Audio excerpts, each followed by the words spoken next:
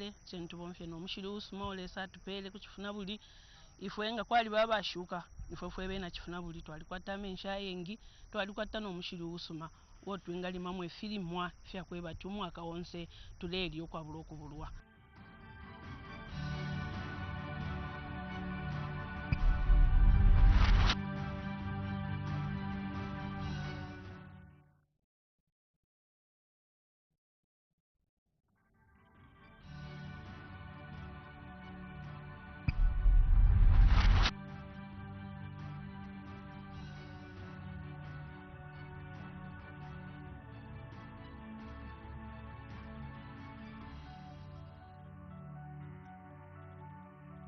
My name is Honorable Usale Simbao, Member of Parliament for Luansha constituency. I was born on 15th January 1964 in Imbala. I am Lungu by tribe and I'm married. I've got 3 children, all boys. The last one is doing his grade 12 at Impelembe Secondary School. The other 2 are done with university. I am a Christian and I'm very proud of my testimony, and I pray that throughout my life as a member of parliament I will maintain my faith.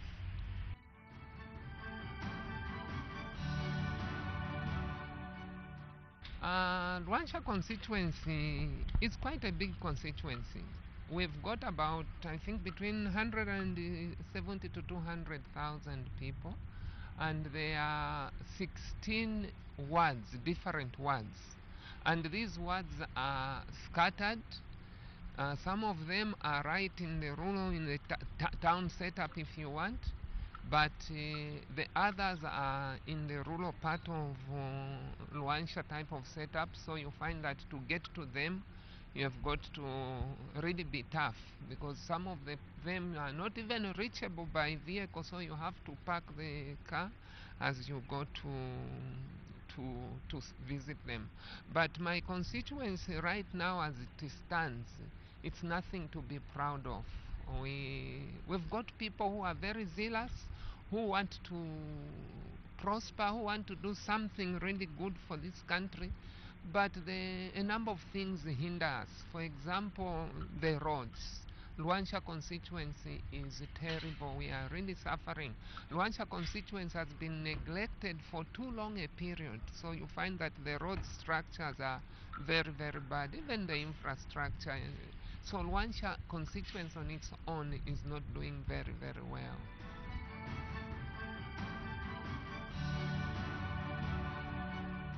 My development agendas, to start with, it's the water in Luansha. You will be very lucky to see a drop of water in Luansha. But now I am working closely with the Minister of Water to make sure that Luansha is well maybe attended to in terms of the water. So really the main thing is the water, that if we can have water in Luansha, that will be a big step forward. The other one, as I said earlier on, it's the roads. You can't like to drive in Luansha, so if we can have the roads done in Luansha, those are the things that I'm looking at. Water and roads are very, very key in Luansha.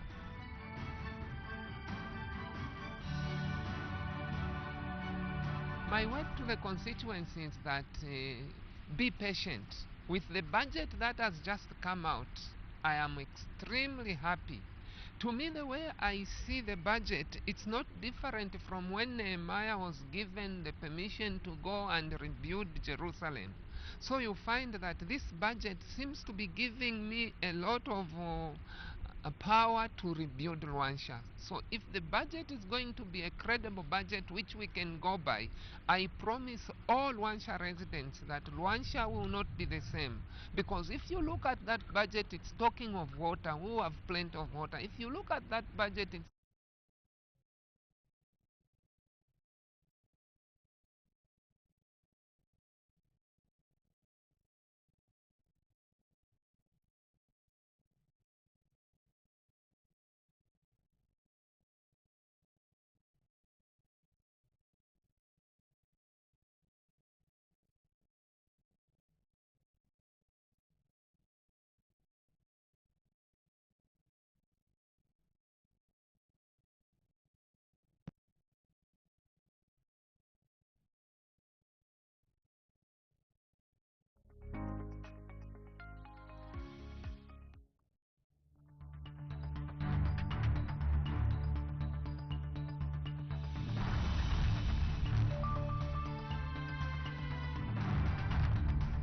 As we await for live proceedings at 14:30 hours today, Thursday, 23rd November 2023. To be on live commentary, my name is Matimba Mkua.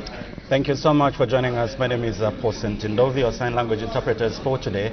We have Jason Manda, who will be alternating with Chola Kauma. Let's quickly look at business that was considered on the floor of the House before we look at today's order paper.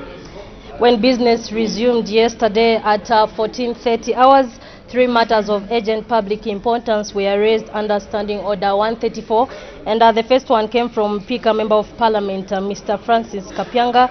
This was on the subject matter on the security status in Kanyelele in Pika Parliamentary Constituency following the discovery of gold the area, and so this matter was admissible. The Minister of Mines and Minerals directed to issue a ministerial statement on Tuesday, 28 November 2023. The other matter of urgent public importance came from Mr. Warren Mwambazi, who is Bwana Mkobwa Member of Parliament, and his matter of urgent public importance was on the property that was damaged following a storm in Chichele Ward in Bwana Mkobwa Parliamentary Constituency, and this matter was inadmissible. The third matter came from Chitambo Member of Parliament, Mr. Remember Mutale. This was on the challenges in accessing farming inputs. This matter was also inadmissible. After the consideration of those 3 matters of urgent public importance, the House proceeded to consider the question for oral answer number 148 under Standing Order 76. After consideration of that question, the House did consider the Zambia Institute of Marketing Amendment Bill, National Assembly Bill number 15 of 2023, which came at a second reading stage. It was read the second time and committed to the Committee of the Whole House, and so committee stage will be taken on Friday, 24th November 2023. Matimba, the other consideration was the Judicial Training Institute of Zambia Bill, National Assembly Bill number 14 of 2023, which was considered at committee stage, and the bill reported with amendment and third reading to be read today, which is Thursday, the 23rd day in the month of November 2023. After consideration of those 2 bills, the House resolved into Committee of Supply to consider estimates of revenue and expenditure, including capital and constitutional and statutory expenditure. And so heads that were considered yesterday had 53, Ministry of Green Economy and Environment, and so 812,238,932 kwacha was agreed to stand part of the estimates. After the consideration of that head, the House proceeded to consider head 46, Ministry of Health, and we did see the Minister of Health presenting a policy statement, and which attracted quite an interesting debate from various members of Parliament who contributed to this head. And when the question was put, total mounting to 18,732,259,790 was ordered to stand as part of the estimates. And at the time business was interrupted yesterday, the House was considering head 14, Ministry of Mines and Minerals Development, and on the floor of the House was Mufulira Member of Parliament, Mr. Gordon Mwila. And so it being 19:10 hours, the chairperson interrupted the proceedings, and committee work stood adjourned, and so the House adjourned accordingly at 19:13 hours. And so this is just the business that was considered on the floor of the House yesterday, Wednesday, 22nd November 2023. For now, we take a short break. On the other side, we interest you to what is expected to be considered on the floor of the House. Keep watching Parliament Television. We'll join you on the other side.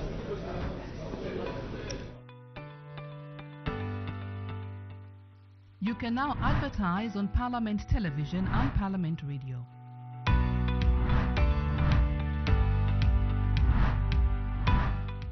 For more information, call 0977 854102 or 0977 536487. Parliament Television, bringing Parliament closer to you. Good afternoon. Thank you so much for still being with us on Parliament Television. We go straight into looking at business that is expected to be considered on the floor of the House today, Thursday, 23rd November 2023. We expect the House to consider one question for oral answer under Standing Order 74, two bills, and thereafter we expect the House to resolve into Committee of Supply to consider estimates of revenue and expenditure, including capital and constitutional and statutory expenditure. And so heads that are coming up for consideration today is Head 14, Ministry of Mines and Minerals Development. The other heads that are yet to come is Head 33, Ministry of Commerce, Trade and Industry, Head 35, Ministry of Small and Medium Enterprises Development, Head 44, Ministry of Labour and Social Security. It's also worth mentioning that this is a budget meeting, and members of Parliament are expected to approve the 2024 national budget and the following plan. So very interesting debates that are coming from various members of Parliament as they debate various heads. Matima.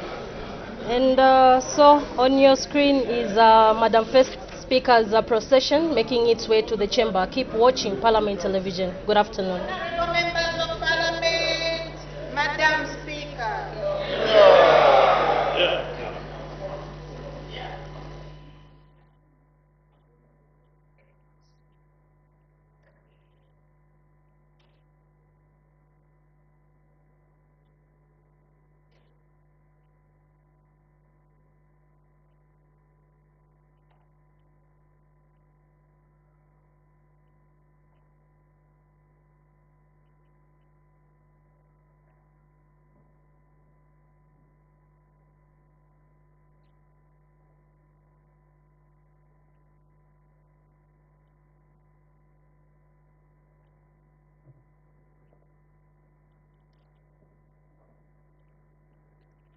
Stand and sing of Zambia, proud and free, land of wealth and joy in unity, victors in the struggle for the right.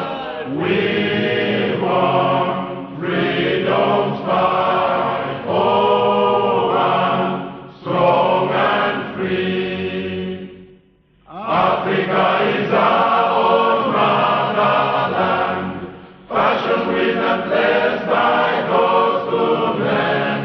Let us, all our people, join as one, brothers under the sun. Oh, one, strong and free. One land and one nation is our cry.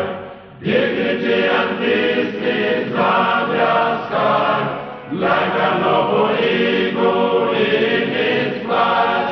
Zambia, praise to thee, oh, one, strong and free.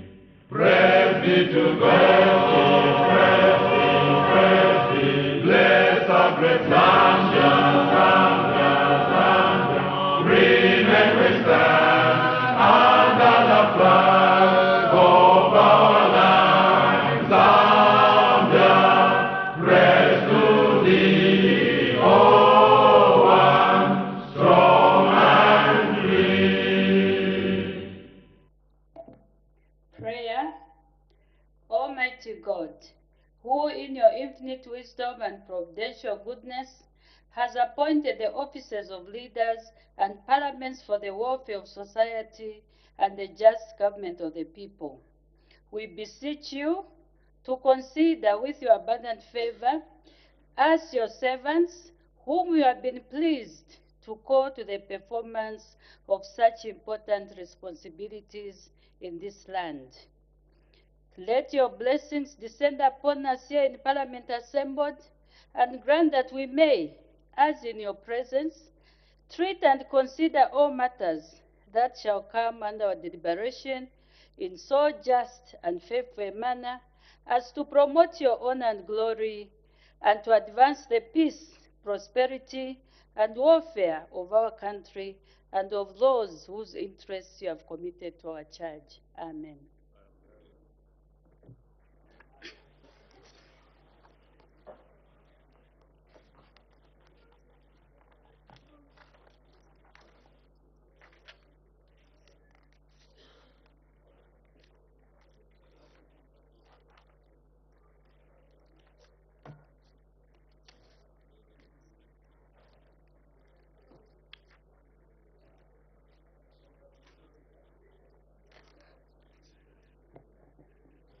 All the honorable members, I have an announcement to make.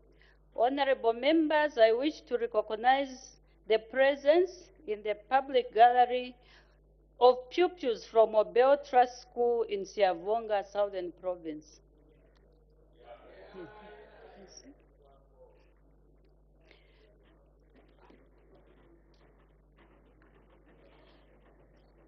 On behalf of the National Assembly of Zambia, I warmly welcome our visitors in our midst. I thank you. You may take your seats. You may take your seats.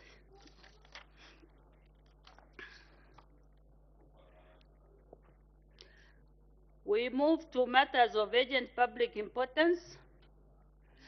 The Honorable Member for Lunte. Madam Speaker, I wish to appreciate you for according me this opportunity to raise a matter of urgent public importance, and I do so on the leader of government business in the House and the Honorable Minister responsible for Copper Belt Province. Madam Speaker, when you look at your left, what you see are honorable members of parliament from the opposition. All of them have got supporters below them and their leaders above them. Madam Speaker, this opposition you are seeing is spread across the country. And so for a government minister, Madam Speaker, to refer to the opposition as hyenas is excruciating to me. Yeah. Madam Speaker, this edition of the Daily Nation today quotes the Honorable Minister responsible for Copper Belt Province as calling all of us here, our leaders and our supporters, as hyenas. Madam Speaker, let me just quote the first few sentences from the newspaper. And I read, the UPND has characterized opposition political parties as hyenas and wizards, scavenging on tragedies and failures so that they could find reason to demonize President Hakainde Hichilema and the New Dawn administration. Madam Speaker, we will do politics, but not to demonize the president and not to scavenge on UPND failures. It is not our intention to trivialize a death of a child in Mufrira who was shot by a government agent. But it is our intention to do politics which project progressive ideas. Madam Speaker, is the Honorable Minister, you can, those are... Order, you may continue, Honorable Member, you are addressing me. Thank you so much. Madam Speaker, I really do need your indulgence in terms of whether the Honorable Minister responsible for Copper Belt Province is in order to characterize us in the opposition as hyenas and wizards. Your indulgence, Madam Speaker. Thank you so much. Order, honorable members. Order. The honorable member for Lunte has brought up something which was, I think he said, was mentioned by the Minister of Copper Belt. Much as that matter is saddening, we cannot, it does not qualify to be put under matters of urgent public importance. The honorable member for Lunte, please find another avenue where you can bring that matter up. We even have Her Honor the Vice President's question time tomorrow.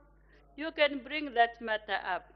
But to bring it under this matters of segment of matters of urgent public importance, it does not qualify. So please, I think of another way of bringing that matter up back to the floor of the House. The Honorable Member for Mukushi North. Thank you very much, Madam Speaker, for according me this chance to raise this matter. My matter is directed to the Minister of Agriculture.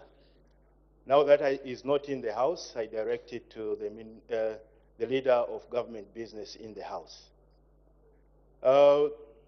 Madam Speaker, a certain cadre of farmers in all the districts that are receiving FISIP under e-voucher are actually experiencing challenges in terms of redeeming their amounts. Whenever they go to redeem their amounts, they're only finding 300 kwacha in those cards. There is no government contribution towards these farmers to redeem the expected packages of fertilizer or other inputs. The 300 kwacha is actually a remaining amount from their contribution of 400 after insurance is taken away from the 400, 100 kwacha which is meant for insurance. So the 300 kwacha is the only money that is found in these cards. My question to the minister, rather to the leader of government business in the House today, is why is it that other farmers across the country, in those districts who are actually receiving inputs under e-voucher, cannot find the contribution of government, but only to find the contribution that they did on their own? I need your serious indulgence, Madam Speaker. Thank you, Honorable Member, but is this problem peculiar only to your constituency or is dotted around the country? Honorable members, I'm talking to the Honorable Member for Mukushi North. I've actually stated in my statement that every district that is actually getting inputs under e-voucher, it's happening. Mukushi North constituency inclusive. Okay, thank you so much. I think since the rains have started, I would ask you maybe to come up with an urgent question so that your matter can be attended to as soon as possible. The Honorable Minister of Agriculture is not here, but I'm sure the office or the ministry will come up with a response for you.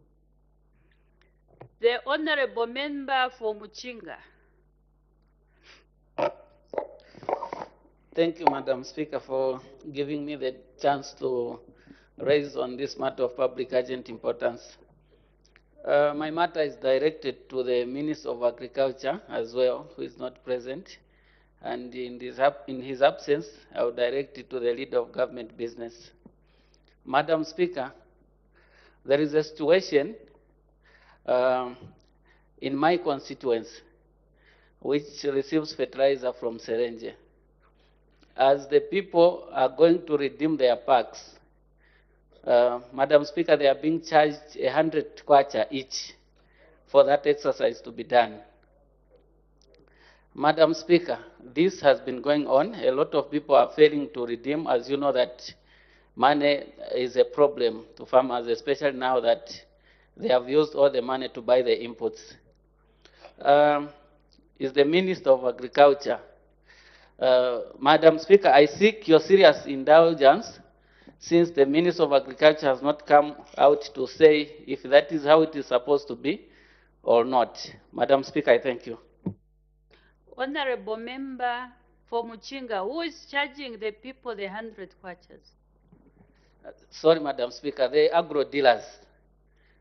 All agro dealers are charging the people 100 kwacha for them to redeem their packs. Thank you, Madam Speaker. Thank you, Honorable Member. You can also come back with a question, because that matter is specific to your constituency. We don't know how widespread it is. So please, I think you can come up with a question so that you get a response for your people, but you can also engage the Minister of Agriculture so that you get the first-hand information about the operations of the system. We make progress. Honorable members who are on the list, the House Business Committee agreed to be dealing only with 3 matters of urgent public importance per day because we have to concentrate on the budget. So we make progress. Question for oral answer understanding order number 74. The Honorable Member for Lufuwu. Thank you, Madam Speaker. Just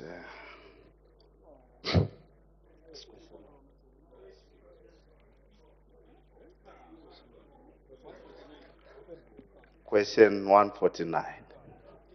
Thank you. The Honorable Minister of Energy.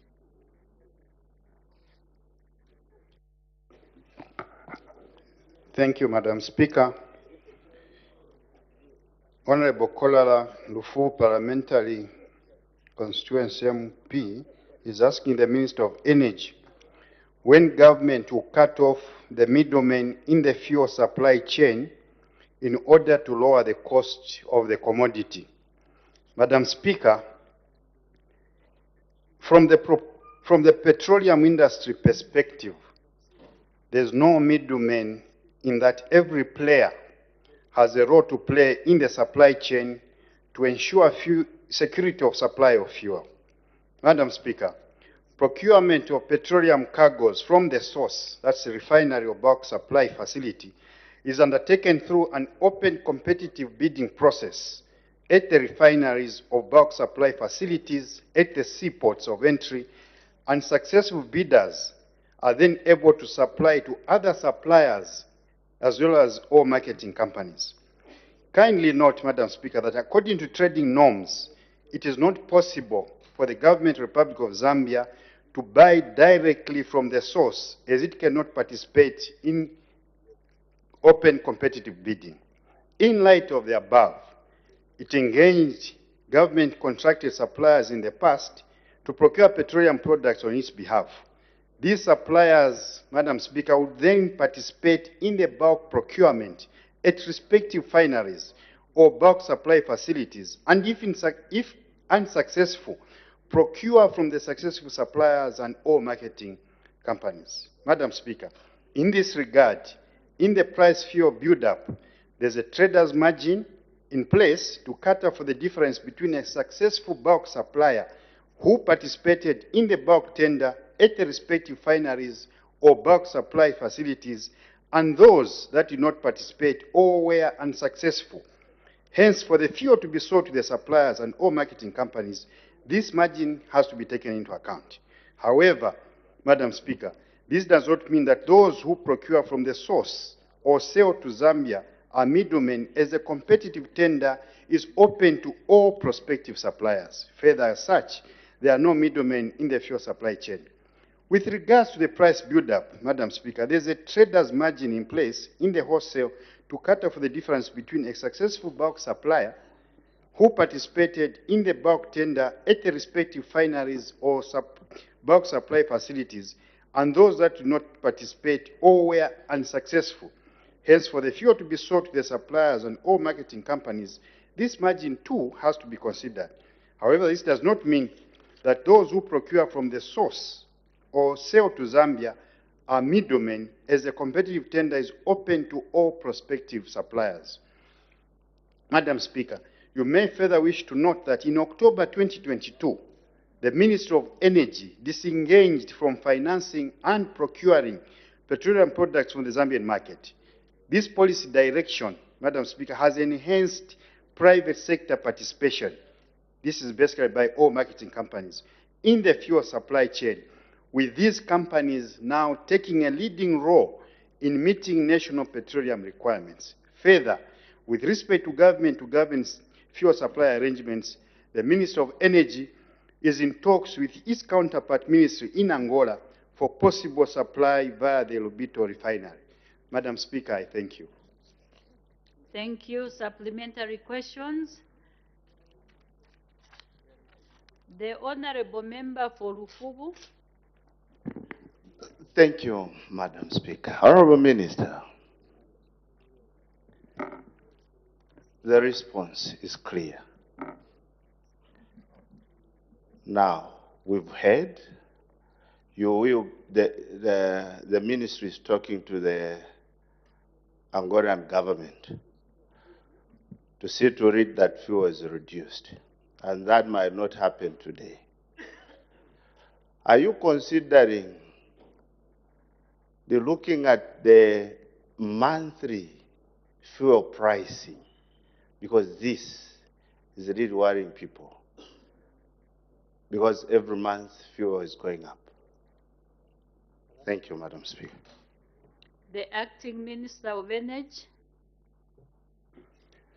Thank you, Madam Speaker, for that very, very important question, and I'd anticipated that it will come up.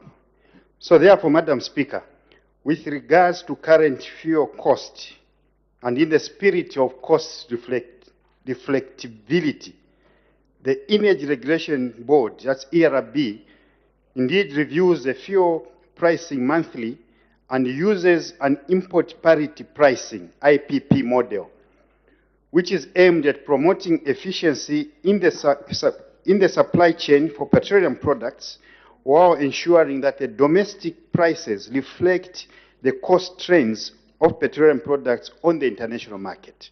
Madam Speaker, the model utilizes the monthly prevailing fundamentals with respect to the foreign exchange and the monthly average international oil prices. The IPP model, Madam Speaker, uses free on-board Platts reference, which is an international daily average price of fuel that enables consumers to pay fair prices for fuel.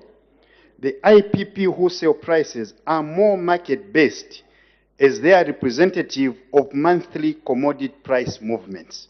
Further, Madam Speaker, I'm sure you are aware that in the recent past, the contracted suppliers of petroleum products delivered the product to government depots using their own finances and were then paid once the products were sold by the Tazama Petroleum Products Limited. This mechanism, Madam Speaker, was designed to be self-sustaining and have minimal financial burden on government treasury, as the proceeds from the sale of petroleum products were used to finance the procurement of petroleum feedstock cargo and the importation of the finished petroleum products. However, as you are aware, government then accumulated huge fuel arrears due to exchange rate losses and increases in international oil prices. Madam Speaker, further, you may wish to note that the fuel arrears amount is a moving target owing to the late payment interest embedded in the contracts. Further, the respective arrears owed to the suppliers are currently, I'm sure, being liquidated by the Ministry of Finance, who may wish to update us in future. To this effect, Madam Speaker, as I said already, the Ministry of Energy disengaged from financing, and the private sector is now actively involved in this sector. Madam Speaker, I thank you. The Honorable Member for Lunte. Thank you so much. Madam Speaker, one brother of mine behind is saying hammer. There is nothing to hammer about. It's just clarification. Madam Speaker, my honorable colleague, the MP for Lufubu, raises a very important question to find out when government is going to cut middlemen. And the minister becomes categorical that in this business there are no middlemen because there is competitiveness in the manner procurements are done. My interest is, how does the response of the honorable minister leave the promises that the president made, the current president made, that he was going to cut out middlemen? if the minister can come to the floor and say, in fact, there are no middlemen. How does that leave that promise, Madam Speaker? Thank you so much. Thank you. Before the minister comes in, we hope you won't forget the question. There's an indication for a point of order. The honorable member for Mwembeshi, what is your point of order? Thank you, Madam Speaker. Madam Speaker, I'm very sorry for disrupting the business. Madam Speaker, however, this House is guided by the rules, how we conduct our business. If you remember, according to our standing orders, page 26, on the routine of the businesses, we have got matters of urgent public importance. Madam Speaker, I'm seated here. One of the members in the constituency was shot yesterday by the Zambia army, and the person is actually in the hospital. I come here to stand on a point of public urgency, and we are now quoting that we are only allowed to have 3 people to ask such questions, when the standing orders has never approved such an arrangement where people are going to ask 3 of them, and the very people who ask every day, they're asking. Meanwhile, some of us who have never asked, we actually log here, we are being overlooked. Is the House in order to be using standing orders which are not actually adopted by members of parliament, which have never been adopted? Madam Speaker, I seek your serious ruling. Thank you. Thank you. The House is in order, because I mentioned clearly to say the House Business Committee agreed, after having gone through the proceedings of the House or the business of the House, this sitting, we are looking at the budget, and we have to complete the budget process before January. That is the aim of this meeting that we are in. So it was agreed. Remember, honorable member, when we allow a lot of people bringing up these matters, we spend more than 1 hour, or sometimes 1 hour 30 minutes. It is going to derail the whole process. Otherwise, honorable member, this is not the only avenue that you can use. You can actually engage the minister responsible for that matter that you would want to bring up. There are so many avenues. Instead of waiting to bring that matter to the House and then wait for maybe another 5 days or so for a ministerial statement, it takes time.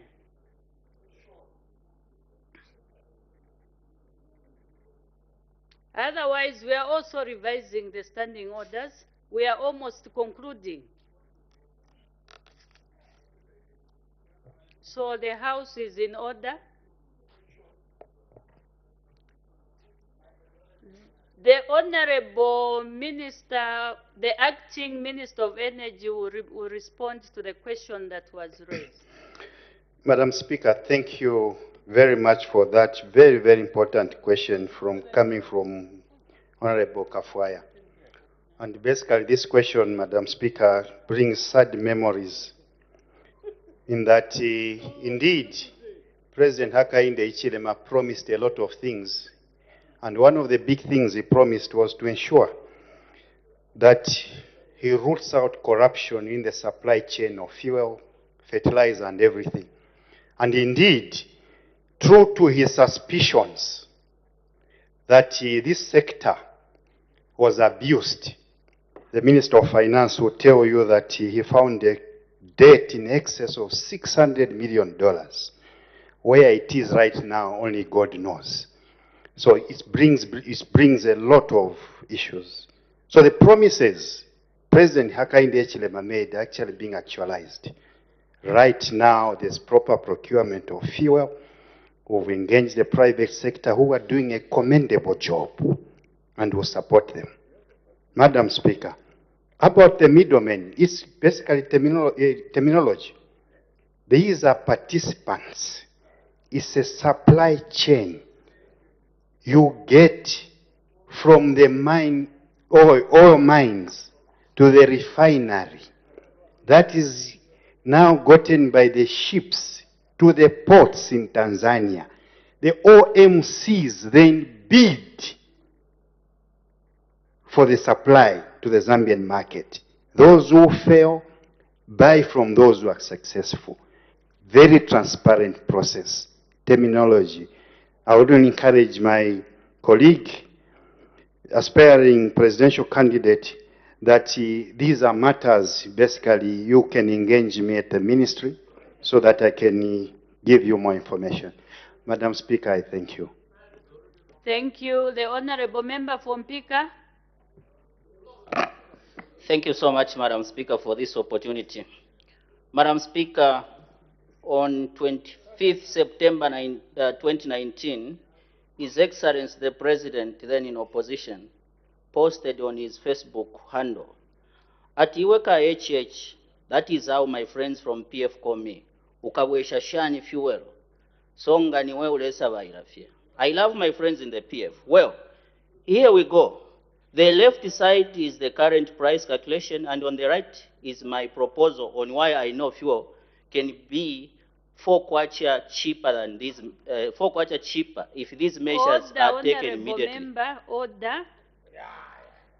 I think now we are trying to go outside the question. Why can't we be focused on the question at hand? If you've got something that was mentioned before, just hit the nail on the head. Don't go backwards, because there's a question before us here. So can you please try to be focused to the question instead of debating and bringing other issues? The question is very clear. The Honorable Member from Pika, try to be focused. Madam Speaker, it's on this proposal that the middlemen were proposed to be removed, and this is what the question talks about. However, Madam Speaker, let me ask my question.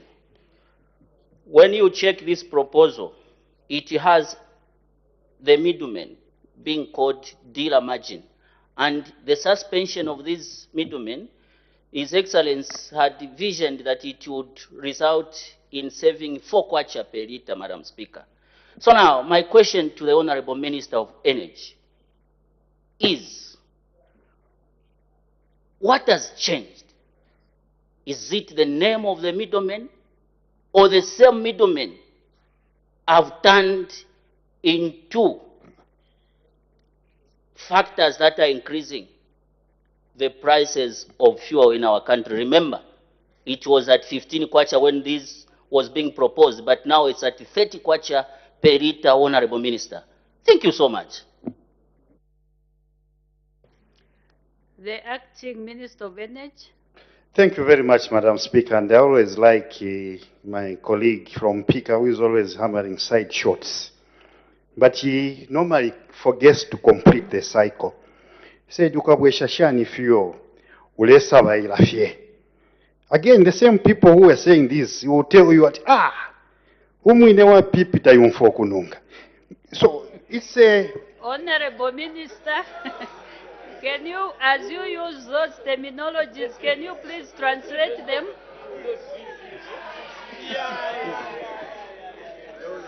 Just try to translate them into English so that we are moving together. Madam Speaker,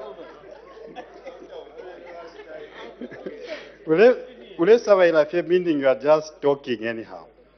Then the other one is like, you know, when you blow out some air, normally people say, will look away and pretend that they are not the ones who have done it. So some people did something here, left a huge debt, and they are forgetting.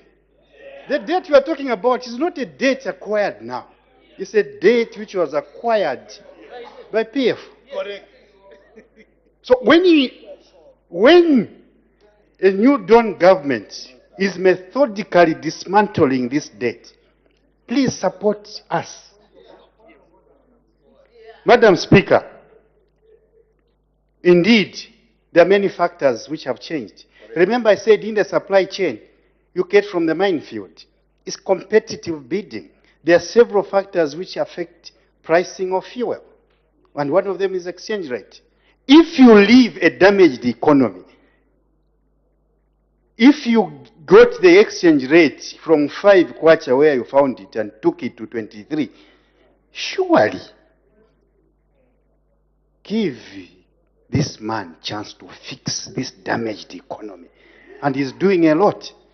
So you can only support him for the good of the same Zambians you want to lead yourselves 60 years from now. Madam Speaker, I thank you. There is an indication for a point of order. The Honorable Member for Lunte, what is your point of order?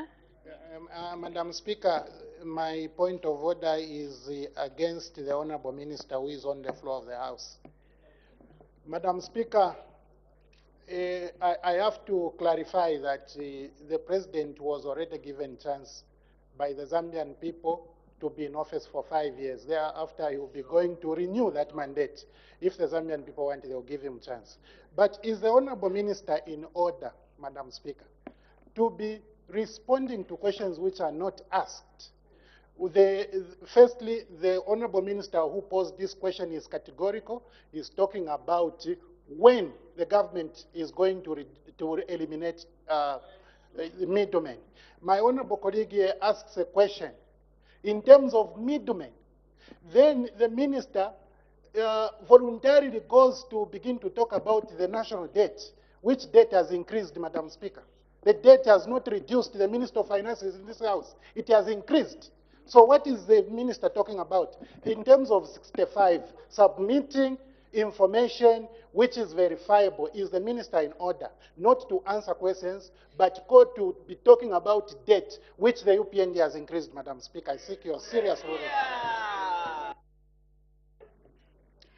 Thank you for that point of order. All what I can say is that what is happening now, people are asking questions, supplementary questions, and I call upon the acting Minister of Energy to respond. And he stands up and responds. As to whether we are satisfied or not, that is another question.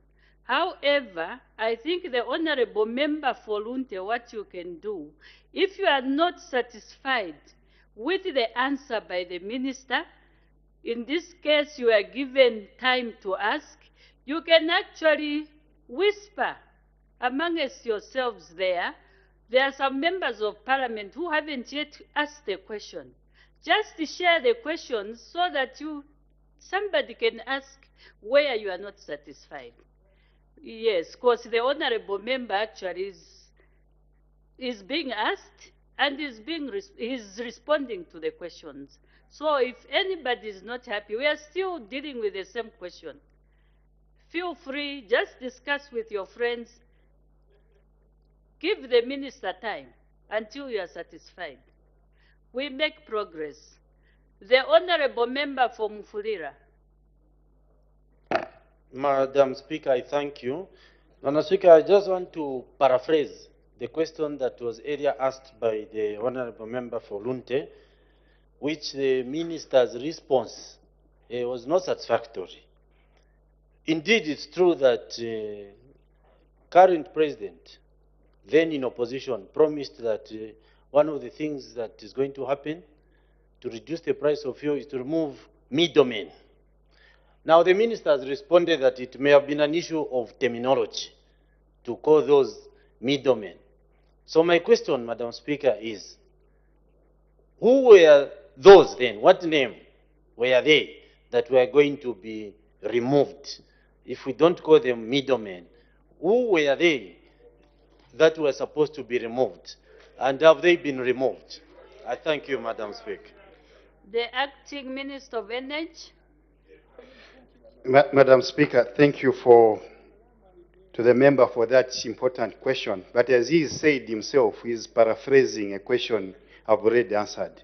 So my answer remains the same, Madam Speaker. I thank you. The Honorable Member for Chitambo. Madam Speaker, my question is very simple. I just wanted to find out whether the date the minister is referring to is the middleman. I thank you. The Acting Minister of Energy. Madam Speaker, I thank the Honorable Member of Parliament for this question. But again, I'm saddened that he can equate a date to a middleman. Fuel procurement, fuel itself is the engine for driving the economy. And this is a matter we must take very, very seriously. And obviously answer very, very important questions. Ask and answer very important questions. Madam Speaker, the issue of debt resulting from fuel consumption which was not being paid is a serious issue. We are sitting on this huge debt burden, partly because of the excesses which we are practicing in the fuel supply chain. We need to come together, whether it's in the ruling party or the opposition. This is a matter we need to settle together. Those who created this problem really must support those who are trying to solve this problem. That is what is called humanity. That is what called Ubuntu. And that's what some politician will say, Insoni Ubuntu. Madam Speaker, I thank you. What is insoni? Madam, you know, the sense of shame must catch us sometimes when we do something wrong. Read this when your friend is trying to sweep your house. The only thing is you can do is clap for him so that you live in that house, in a clean house properly. So let's move together. Madam Speaker, the important thing is that this new Dawn government has a big and clean broom to sweep all the dirt which was left. This is what the Zambian people asked us to do. Or this is what the Zambian people ordered us to do. And we shall do it methodically. I thank you, Madam Speaker. The Honorable Member for Ron.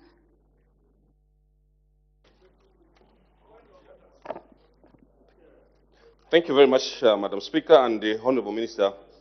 Thank you very much for the answers. Honourable Minister, in your statement, you have alluded to the fact that there are no middlemen in the procurement of our fuel. I want you to confirm, Honourable Minister, why the prices keeps on skyrocketing, as to whether it's a result of so many taxes that a litre of petrol pays from the port of import up to the landing port, such as the ZABS fees, ZDARA. I understand they charge 5 taxes on 1 litre, road tolls, the truckers to pay road tolls, then there is ERB gate fees, there is a statutory reserve fund fees, there is marking fees, and direct fees. Honourable Minister, could you allude to some of these fees as the ones that are making the prices of fuel to skyrocket since we don't have middlemen? I thank you, Madam Speaker. The Acting Minister of Energy, sorry. Madam Speaker, I think I articulated very well what informs the pricing of fuel. A product which we do not produce, a product which we buy from somewhere else on the international market. And obviously, there are several factors in this world. And one of them, Madam Speaker, which has affected the pricing of fuel so much, is the instability in the world. Russia-Ukraine war has also had a major input into this.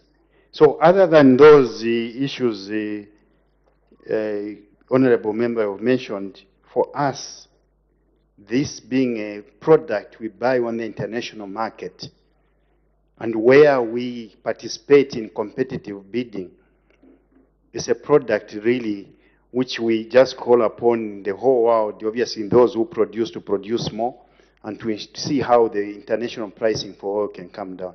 Madam Speaker, I thank you. The Honourable Member for Zambezi East. I stand down the question, Madam Speaker. The Honorable Member for Mwense. Thank you, Madam Speaker. Minister, for me, what I want to say is, first of all, to thank you for your magnanimity in stating the fact that there are no middlemen in the petroleum subsector supply chain. Somebody outside it would think that there are middlemen. There are no middlemen. Now, with that said, Madam Speaker, the strategic intent of the question on the order paper, maybe paraphrased, is where our colleague is looking for measures. Maybe what are the short and long-term measures that your government is implementing to ensure that we reduce the pump price of our petroleum products, given that the exchange rate and the international oil market prices at times are beyond the government control. So what domestic measures would government put in place to ensure that this pump price is managed? I thank you, Madam Speaker. The Acting Minister of Energy. Thank you very much, Dr. Mabumba, for that very, very important question. And we are always thankful for your wisdom, sir. And indeed, this is where we should be uniting. What are the solutions? What should we be doing? And indeed, one of the measures, Madam Speaker, we are making is possible alternative supply points.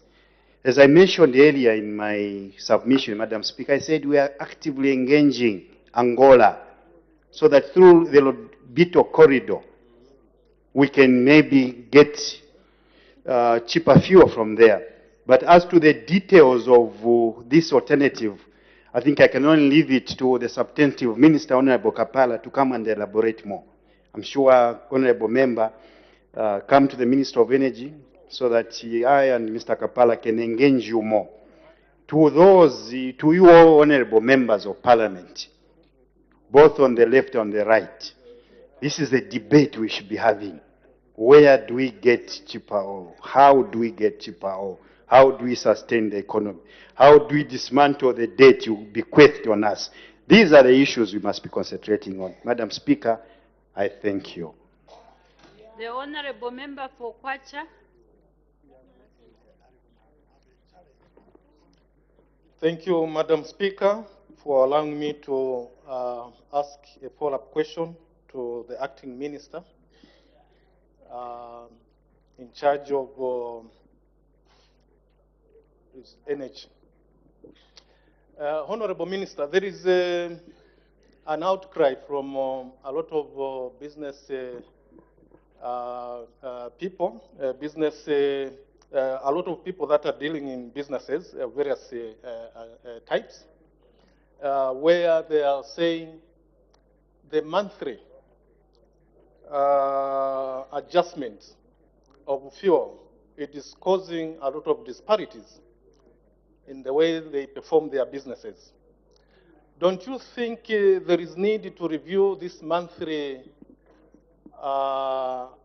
undertaking where the government is reviewing the monthly fuel adjustments to make it maybe to be done quarterly, so that business people and other entrepreneurs, as they plan, they will be able to be given enough latitude to plan their businesses without making any hiccups. I thank you, Madam Speaker. The Acting Minister of Energy. Madam Speaker, this policy direction, I think, is being managed well by Honorable Kapala. There are a lot of consultations going on. I think I can only leave it for him to answer once he's back. Madam Speaker, I thank you. I'll take the last two. The Honorable Member for Chipiri. Thank you, Madam Bwana Speaker. Mkubwa and Wacha. Thank you, Madam Speaker. Honorable Minister, it's good that now we know and you are aware that there are no middlemen in any business. They were doing or they are doing what they're supposed to do to ensure that the product reaches the intended destination. Now, I want to find out from you if it could be possible for this government to look at all the taxes involved so that the government can forego some of these monies and so that they can help Zambian people to reduce the cost of fuel. I thank you. The Acting Minister of Energy. Madam Speaker, I have a feeling there's a narrative being peddled here. Probably that the fact that people are saying, members are saying there's no middleman, means also that there were no participant corrupt individuals. They were there. And one of the things we've done is to root them out. The cartels which were in the fuel supply chain are gone. If we didn't do that, Madam Speaker, I don't know what price would have been up right now.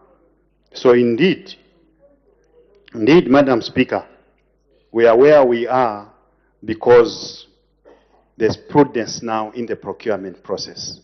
Madam Speaker, I thank you.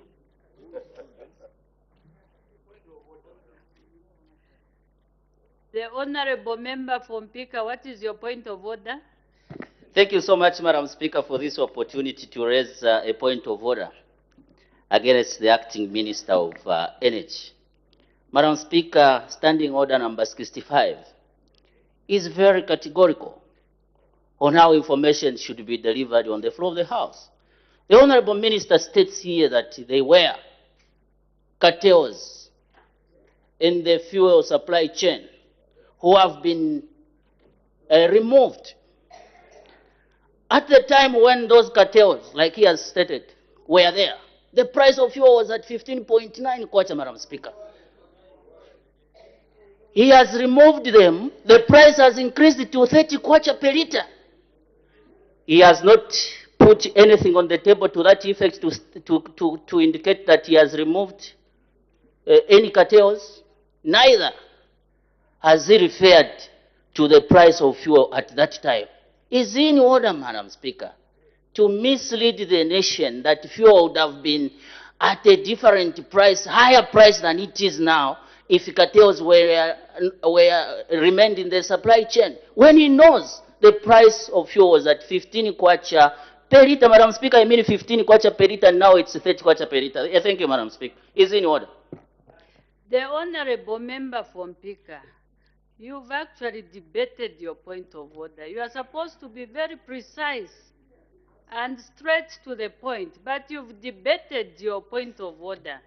And the Honorable Minister, he's not even supposed to lay something on the table because he comes, he's representing a ministry. He has, is it the response from his ministry that he's using on this floor of the House? So I don't know whether every minister, when they are giving out a response, they should come with documents just to prove what they are saying. These have got the mandate for their ministries. So we take what they say as coming from the ministry. We make progress. The last two I had indicated the Honorable Member for Bwana Mkubwa so that we make progress. Thank you, Madam Speaker, for allowing the people of Bwana Mkubwa to ask the Acting Minister of Energy a question. And let me state on the onset, Madam Speaker, that in fuel industry, cartels will always be there, for those who don't know. So maybe just to shed a bit of light when I ask a question to the Minister, that Minister, what is the government doing to ensure that first we have sufficient stock? Because if I do understand, we have monthly cargoes of 100,000 metric tons to that effect. And we also want to just thank you, the New Dawn government, for making anybody who's got money can participate in fuel importation. So I just want to clarify how you are going to make sure that we have sufficient stock, because as we speak, we are doing monthly cargoes of 100,000 metric tons. I thank you, Madam Speaker. The Acting Minister of Energy. Madam Speaker, I want to thank you sincerely again. And obviously, I don't have to answer the issue of cartels because the honorable member for Bwana Mkubwa, who is very well versed in fuel issues, has confirmed that they are cartels. And obviously that they've been dismantled now. Further, Madam Speaker, I also want to take the liberty of inviting my member of parliament from Pika, because to sit him down and obviously school him in a few of these things, that when I stand here, I'm a minister and I have the facts. Obviously, now that the Werapo is not there, you can only come to my ministry as minister so that I teach you a few things. You are welcome, my brother. Coming to the substantive question, honorable member, I think I did state that the government plans to implement a private sector-led system for bulk importation of petroleum products. I think we are encouraging the private sector to increase, obviously, their capacities and also, obviously, to participate in this private sector-led system for bulk importation of products so that we have enough stocks for longer periods of time. Madam Speaker, I thank you. Thank you. The last member, the honorable member for Wacha. Thank you very much, Madam Speaker. And Honorable Madam Speaker, this is not a political question. Usually, the questions brought here, Madam Speaker, is what we are hearing on the ground, actually almost in all the 156 constituencies. Madam Speaker, the idea of eliminating middlemen in the procurement and supply of a fuel, personally, I believe it was meant to reduce the price of fuel, and there was a promise by the UPND government, then in opposition, to reduce the price of fuel by 5 kwacha. Madam Speaker, the question is, Acting Minister of Energy, when is the UPND government reducing the fuel to 11 kwacha per liter? Since at the time of you assuming office, the fuel per liter was 15.5 kwacha. I thank you, Madam Speaker. The Acting Minister of Energy. Madam Speaker, I want to thank the Wacha Member of Parliament for that important question. And obviously the question has led me to suggest to him that I think we need the Minister of Finance to really come to the House one day and school our comrades on how the economy works. When you damage an economy, it takes time to repair it. When you borrow in excess of your GDP and grow your economy in the negatives, it takes men of wisdom to weather the storm, get off the cliff, and start running again. That's what the New Dawn government is doing. Indeed, once all the fundamentals are corrected, every so by one Stumbego Musokotwane, prices will start coming down. I think we are on course. We can only ask for support from both the left and the right. And as a country, this will benefit both the people we represent as the ruling party and as opposition. This is good for the country. Let's look for solutions, and the solutions will be found by this able, capable administration of President Hakainde Hichilema, the man with a vision. Madam Speaker, I thank you. Thank you. Honorable members, I have an announcement to make. The acting leader of government business is the Finance Minister, Honorable S. Musokotwani, until further notice. We make progress. The clerk will now read the orders of the day. The Defense Amendment Bill, National Assembly Bill number 12 of 2023, second reading. The Honorable Minister of Defense. Madam Speaker, with leave of the House, I wish to defer second reading of the bill to Tuesday, 29th November 2023. Thank you. Any objection? I see none. Leave granted. Next order. The Judicial Training Institute of Zambia Bill, National Assembly Bill number 14 of 2023, third reading. The Honorable Minister of Justice. Madam Speaker, I beg to move that the bill be now read the third time. The question is that the bill be now read the third time. Any debate? Any objection? The question is agreed to. Let the bill be read the third time. The Judicial Training Institute of Zambia Bill, National Assembly Bill number 14 of 2023. Next order.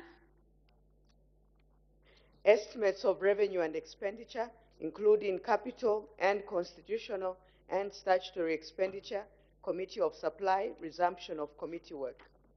The House will now resolve into committee.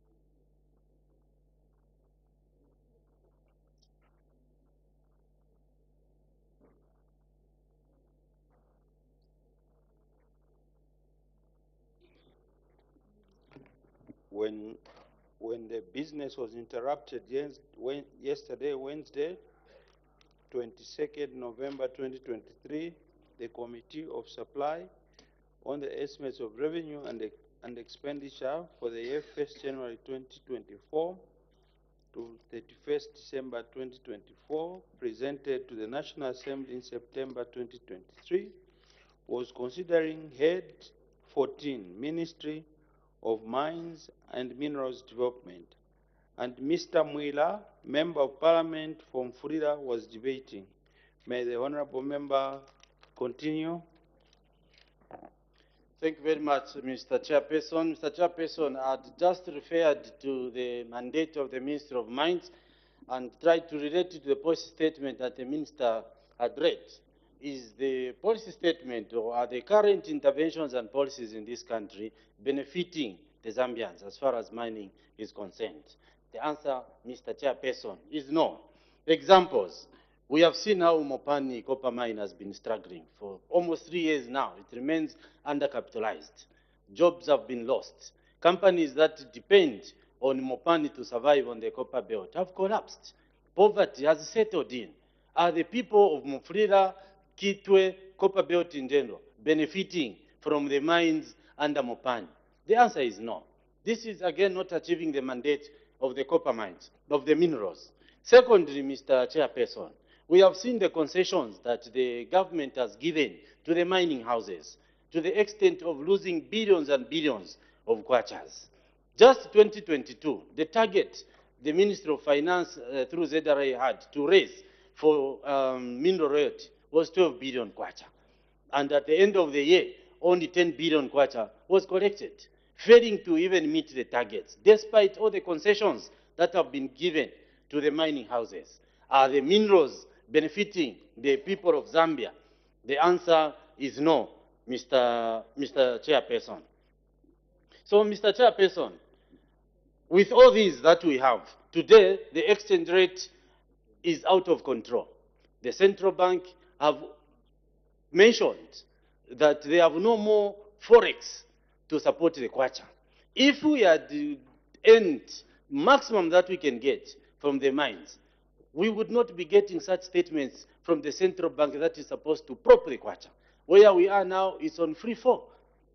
Business houses have actually compared it to the worst performing countries other than Argentina. With all this copper and the minerals that we have, are the minerals benefiting the people of Zambia? Mr. Chairperson, the answer is no. Look at KCM. Quite all right, we have heard, we started first of all that there was a verbal agreement. And that verbal agreement had all those terms that the Minister of Mines himself came here and announced to the nation through this house. And now we are told that the agreement has been signed. The Minister himself, Mr. Chairperson, promised that he is going to come back to this house and present that agreement which has been signed between ZCMYH and Vedanta Resources. It's almost 3 weeks or going to a month since that signing happened. We have not had sight of the agreement. What is in that agreement? If indeed it's those terms that the minister came to read out in this house, well and good, but we want to verify because that was the promise that was made. Because there are speculations or there are statements that we are reading to be contained in that agreement. For example, we have been told that in that agreement, the government of Zambia has assumed a debt of 1.5 billion US dollars relating to ZRA, NAPSA, and to the suppliers. Is it true? We need that agreement to allay these allegations. For example, we have also been reading that in that agreement, government of Zambia will assume responsibility for the judgment in London, which was against Vedanta for pollution of Kafue River in Chingola. We have also been reading that the exit clause in that agreement is now $5 billion if ZCMYH, terminated, the relationship with Vedanta. Mr. Chairperson, these are the news items or the information that we are getting. But because the agreement that the government has signed with Vedanta has not been brought to the fore, has not been disclosed, everyone is free to make speculations. As I have brought these here, the only thing that is needed in order to allay all these allegations is simply for the Minister of Mines to come into this house and lay the agreement that the government has signed with Vedanta so that we can all read it for ourselves. We are talking about the mandate. Are the minerals in Chingola under KCM benefiting the people of Zambia? Let us have access to the agreement that has been signed. In that way, we will support or we will condemn whatever the government has entered into. Mr. Chairperson, the other thing I also want to talk about is that, when we discuss matters here, we expect the executive to go and implement. Last year, we were promised that in this year, the Mineral Regulation Commission is going to be established. And we are 1 month away from ending this year. We have not seen any active steps to actualization of the Mining Regulatory Commission. And now, the minister was saying it will come next year. This commission, Mr. Chairperson, is a very important commission because it is supposed to regulate all the activities in the mining sector. Even all these things we talk about in terms of concession, lack of revenue, Mr. Chairperson, would be a thing of the past. Why is it taking too long to establish the Mining Regulatory Commission? We hope that this is the final commitment that the government is making. We need to see this commission in existence so that we can enhance regulation of the mining sector. So, Mr. Chairperson, the ministry has got a very big responsibility to ensure that all the mineral resources that we have benefit the people of Zambia. Not like the stories we hear, gold in Impika, next the military people have gone and chased away everyone. We hear of Sujrite moving in trucks.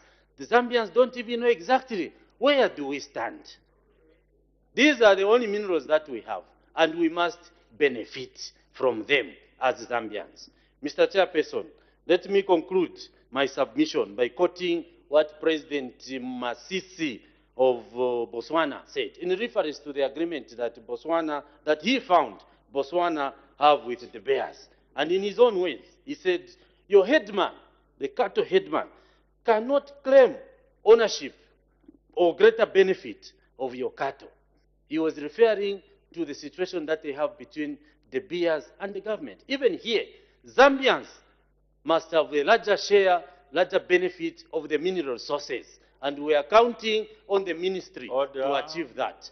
I submit and thank you, Mr. Chairperson. Mr. Kamondo. Thank you, Mr. Chairman, for according me this chance to debate on this head.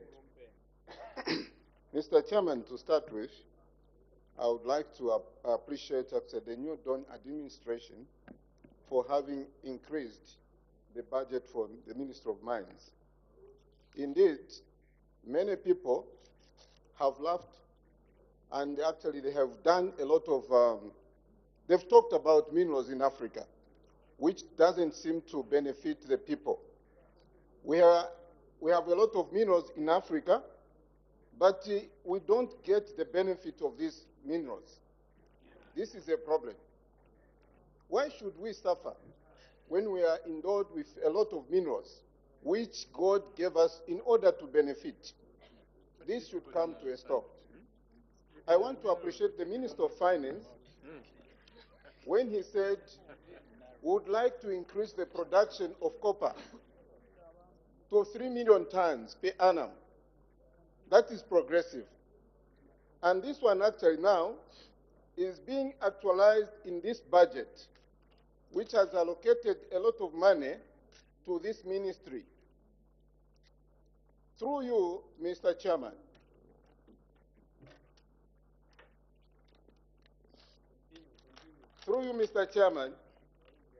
I would like to say that this time around, the New Dawn administration means well for this country. We had a lot of problems, like, for example, in Kalengwa, where I come from, in Mufumbwe. We saw those days, actually, doing the explorations. Out of all the explorations that were done by these private sectors, that is 20 years ago, we've not seen anything coming out from there. So I would like to appreciate that the government this time around, they've put in a lot of money, 198 million in the exploration.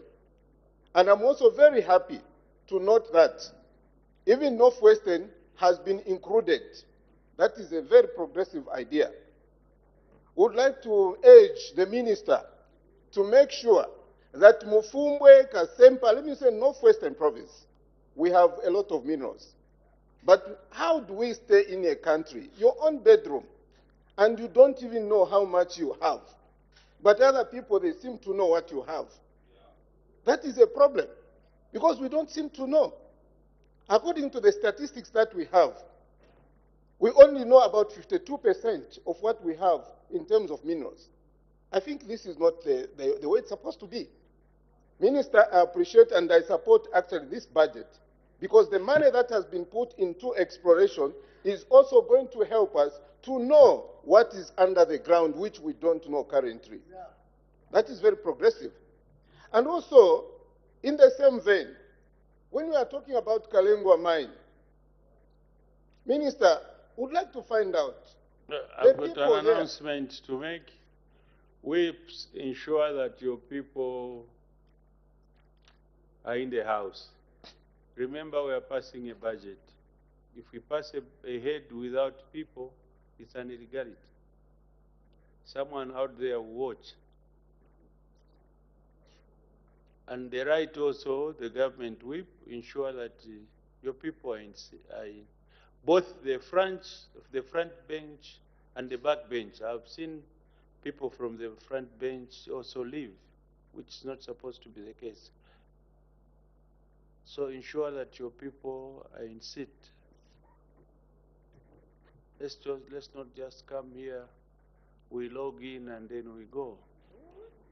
Or else we are going to devise a mechanism that will ensure that we monitor you being in seat every other 30 minutes, which won't be good.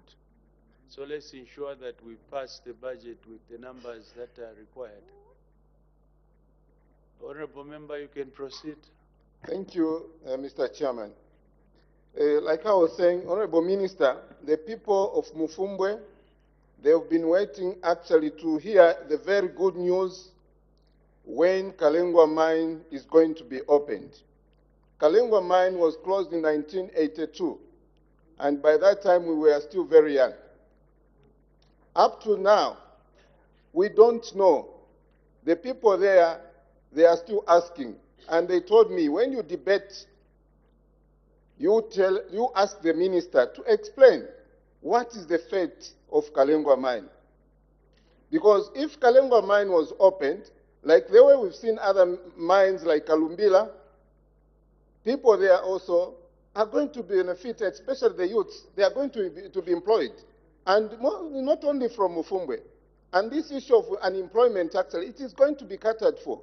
A lot of our youths that are complaining, who have no employment, are also going to find the benefit. We know very well, it's not a matter of exploration, but we know very well that Kalengwa has a lot of copper and cobalt. Then the other thing that I want to talk about, the issue to do with the exploration of petroleum products or whatever. I think this one, I think it should be expedited. Already, that is the issue that we were talking about this afternoon, where we are talking about the prices of petroleum products. The question that I ask myself, Minister, if we can have petroleum products in Angola, which is just next to us here, why should we not have it here?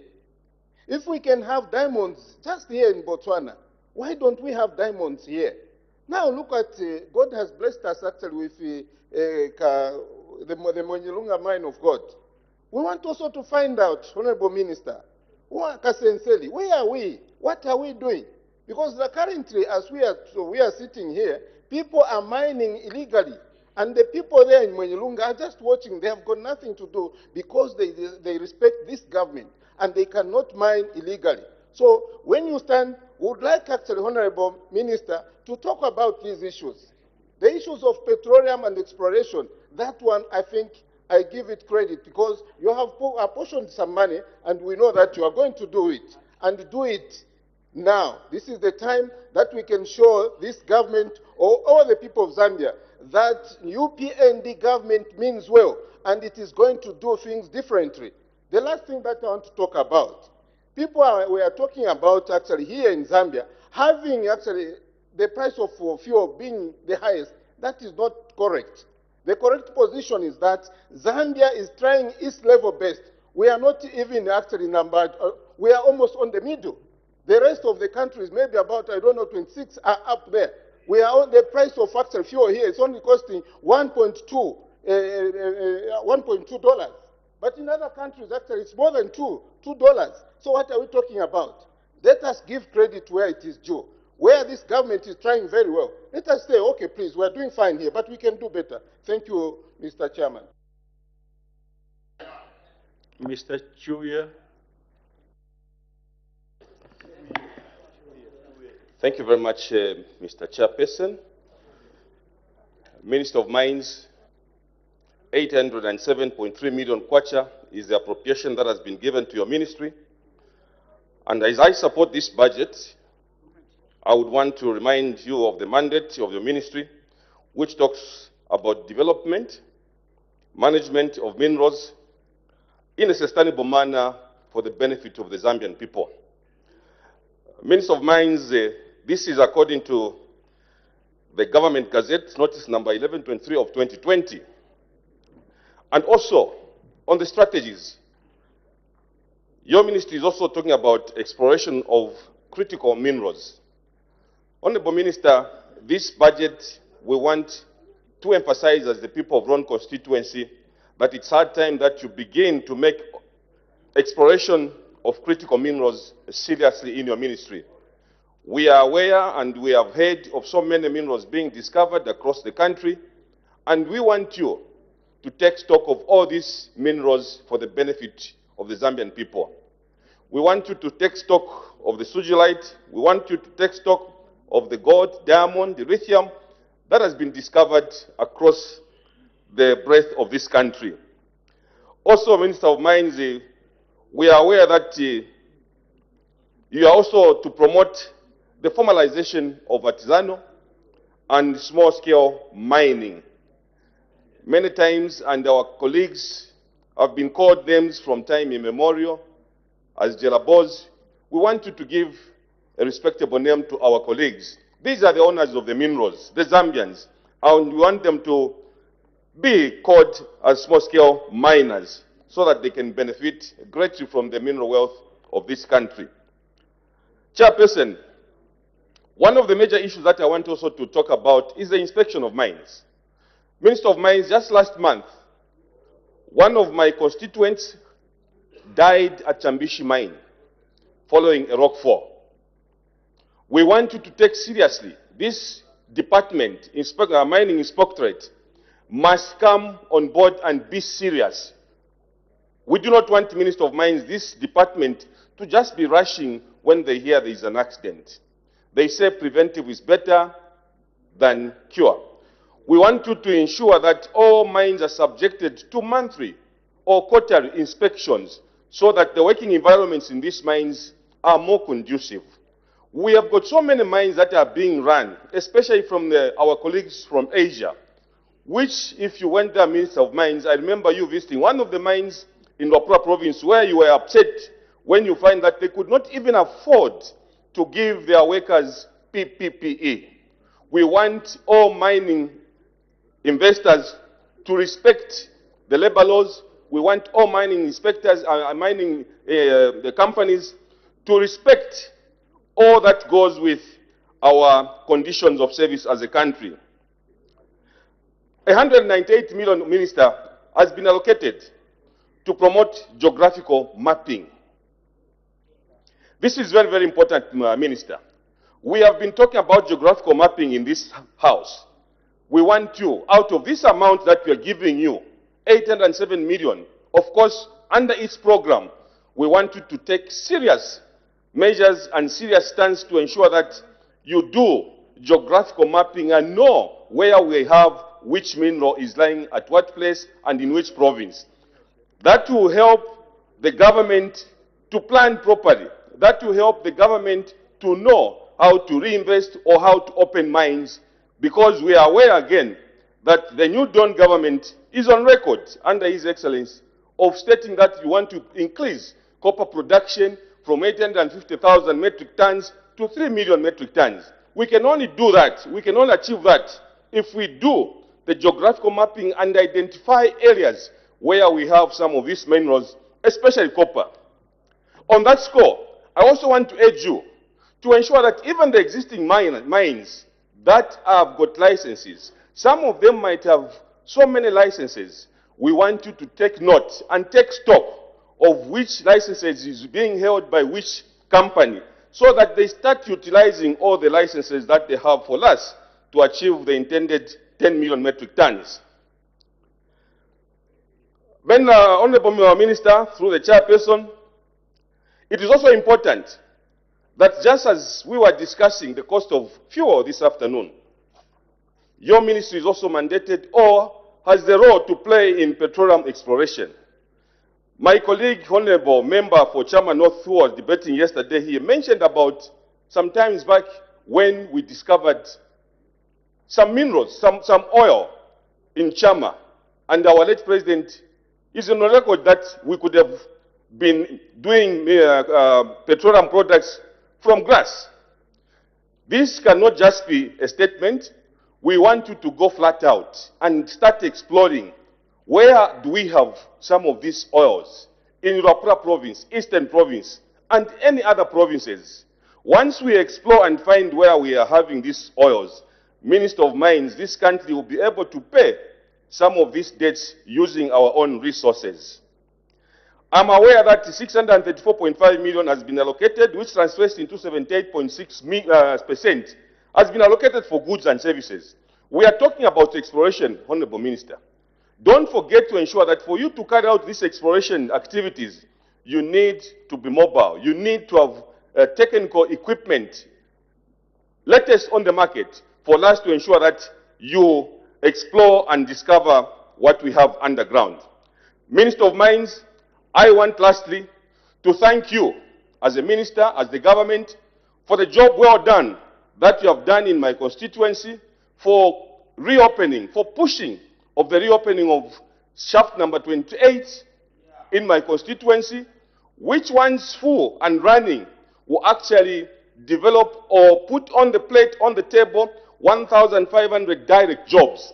As the people of Ron constituency, we are saying we are very grateful, and we are inviting you, Minister, to come to Ron constituency and see the activities that are taking place at section 28, shaft number 28. With these few remarks, Chairperson, I want to thank you, and I want to thank you, the Minister, and I hope you take seriously my invitation on the floor to come to Ron constituency and visit the people of Ron constituency. I thank you, Chairperson. Thank you, Honorable. The Honorable Minister of Finance and National Planning. Thank you very much, Mr. Chairman. I debate, of course, in support of this vote, but more so to dispel some of the insinuations that have been made by previous debaters. We heard, Mr. Chairman, that Zambia is losing a lot of money because of the excessive incentives that this government has given to the mining sector. Mr. Chairman, there are no incentives that have been given. What has been done instead is to realign the taxes that the PF government put in place. Let me explain. When the PF government saw that the burden of the the burden of the debt, unsustainable debt, had become too much, in a manner of desperation and trying to find revenue everywhere, they pushed up the mining taxation to levels that no one has ever seen in this country. Certainly more than what any other mining country in this world taxes for minerals. In short, what was merely done was to say, these measures was put under desperation, too high, let's bring them to the level where others are taxing.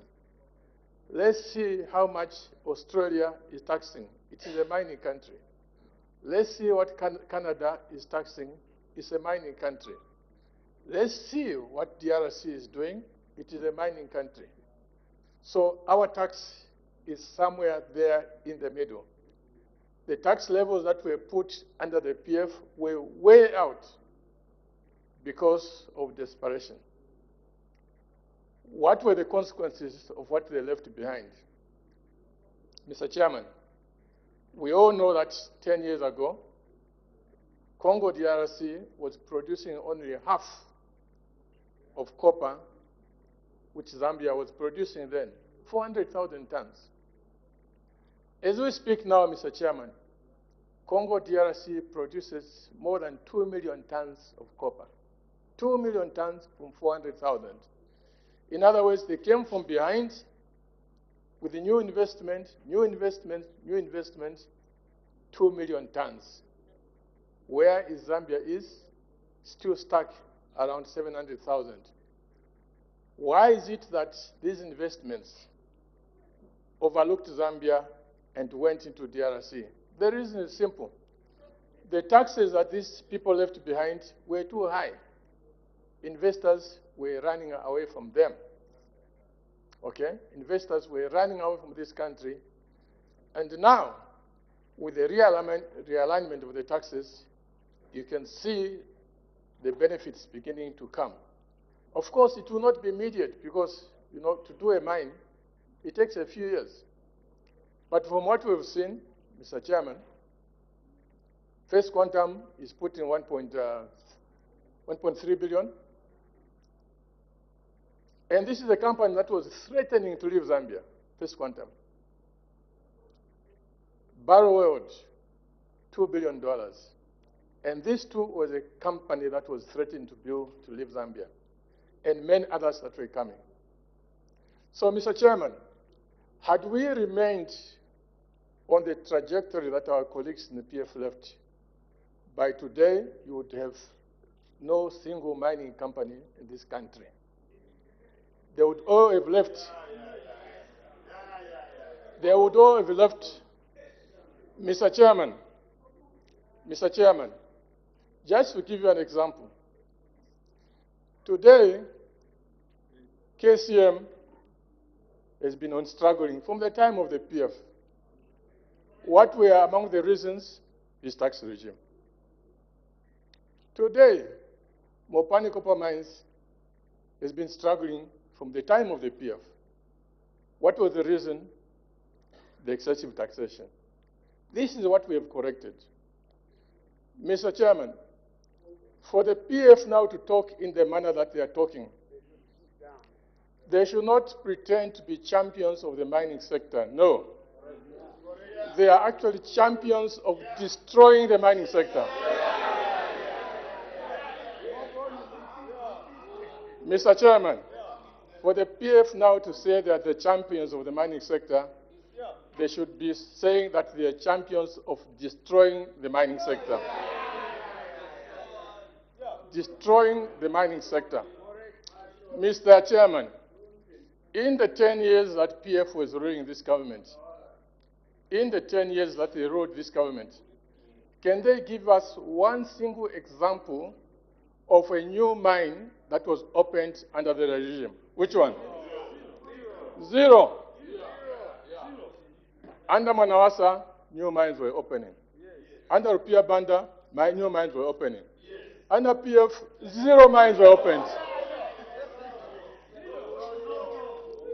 What was the cause of all these mining taxes?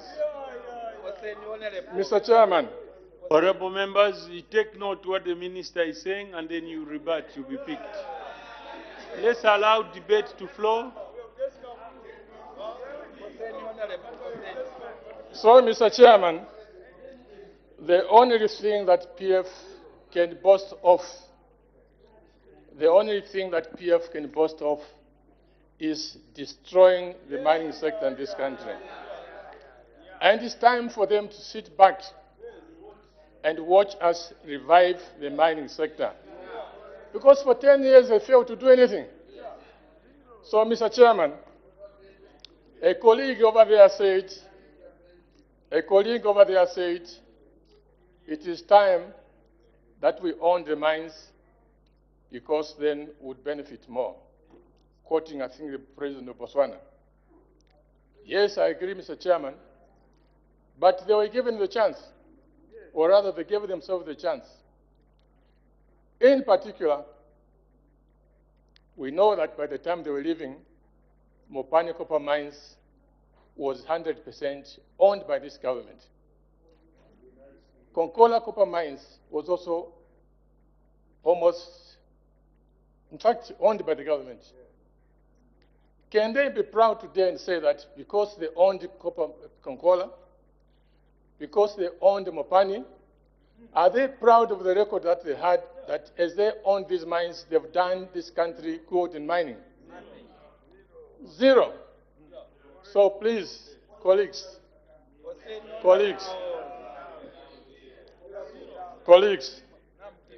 if I were you, I would simply be saying to the Zambian people, I'm very sorry because I misruled this country. I destroyed the mining sector. Mr. Chairman, thank you. Thank you. Mr. Kalobo.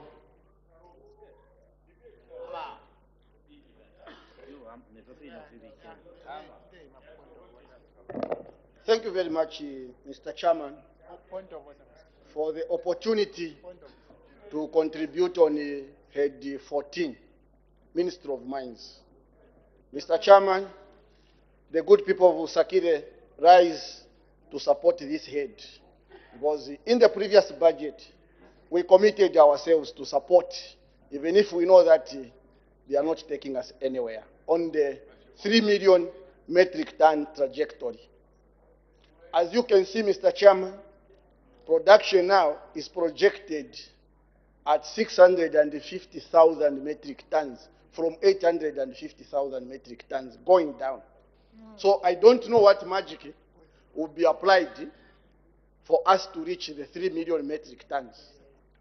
Mr. Chairman, the extractive industry holds the key for Zambia's development. And the minerals that are lying under our feet, Mr. Chairman, cause for a serious rethink on how they are going to trickle down to a common Zambian.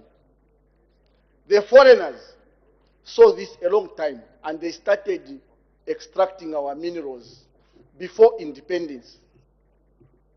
In 1968, Mr. Chairman, we nationalized the mines. 51% shares were held after the Mulungushi reforms. From there, in 2000, we privatized and we saw billions of dollars being poured in these private mines. We saw again the construction of 4 big, huge smelters, 1 in the northwestern, 3 on the copper belt in Chingora, Chambeshi, Mufurira. Now the question that we will ask is, what has been the net profit on the Zambian economy? Nothing. We are in 2023 now, Mr. Chairman. We are in 2023. You rebut to what he's saying. You may continue, Honorable Member. We allow debate to flow. We are in 2023, Mr. Chairman. We continue on the trajectory of giving incentives. Though I've heard from the Minister of Finance, who was debating his own motion, that there are no incentives. You have given incentives. You have given away mineral royalty. It's deductible. That is an incentive. Why should we have the Ministry of Mines when we cannot implement the policies that can help us fund our development using the mineral wealth? Why should we have the Ministry of Mines, Mr. Chairman? And again, Mr. Chairman, when I look at the pronouncement which was made by the DDNS on the $15 billion foreign direct investment on the new copper smelter, that would make one think the Ministry of Mines is sleeping on duty. Yes, you can question. You may wish to know that those 4 new smelters which was constructed, they are smelting concentrates from the Congo. Why? Because our production has gone down. We have no capacity to feed those 4 smelters. It is shocking, Mr. Speaker, that when you do the same thing and expect different results, how can that happen? Yeah, same thing. This policy is being repeated. There is no research report that is going to show what made us fail when we are in the same policy and what improvements that we are making. And again, I'm shocked, listening again from the Minister of Finance, bring in context Congo. We are doing better than Congo. Congo is producing 2.4 million metric tons in 55 mines. We are producing 850 with 13 mines. Mathematically, it will tell you that we are doing better. We are doing better than Congo. So how do you bring in Congo as an example? Mr. Chairman, who doesn't know that value addition in copper, manganese, sugilite, emerald, diamonds is what can make us expand our manufacturing base and create the much needed jobs and put more money in the people's pockets. This was a vision of a pro-poor party, the PF, which I belong to, when they set up Zambia Gold Company. This was the vision. Why is the new Dawn government going in circles on the homegrown economic transformation agenda Mr. Chairman. by using ZNS? Honorable Member for Lunte, Yes, Mr. Chairman. what is the problem? My problem is this honorable member. May you take your seat? Why do you like an orderliness? May you take your seat? Let the honorable member continue. Mr. Chairman, I was saying that why is the new Dawn government going in circles on the homegrown economic transformation agenda by using ZNS as a praise singer in the mining sector? Isn't ZCCMIH and the IDC not in a better place to take charge of value addition industries in the mining sector? Why is the $1 billion KCM deal sounding like a promissory note and it is devoid of hope for a turnaround strategy? Why? Why is the shareholding still around 20%? We hear from the minister in his policy statement and both in the Yellow Book, Mr. Chairman, talking about geological mapping. The British who colonized us, they did geological mapping. As far as in 1919, it was done. That's why you see them. They are camped in Karumbila. They are camped in Rufwanyama, mining emeralds, gold, copper, and cobalt. The Chinese have come in. They are in Mamba. They are in Mansa, Peninsula. They are in Mukush, mining sugilite, nickel, manganese. And all these minerals, Mr. Chairman, none of them is being processed locally. If this budget, Minister of Mines, is to be meaningful, you should be seen to be finding value addition industries in the mining sector. Not exploration. Not exploration. We are wasting money. Yeah. Our twin challenge of poverty and unemployment, Mr. Chairman, can finish in this country if we see them create these opportunities of these businesses in the mining sector. This is the magic. Order. Your time is up. Mr. Chairman, I thank you. Mr. Mtike. Thank you very much, Mr. Chairman, and the people of Mungu want to put it on record that they support Head 14. Mr. Chairman, we want to thank the Minister of Mines and his team for showing the Zambian people on how to run the mining sector. We know that the mining sector was almost dead when the New Dawn government took over power. Mining companies were closing. Those who were here, who were still here, were packing their bags so that they can leave.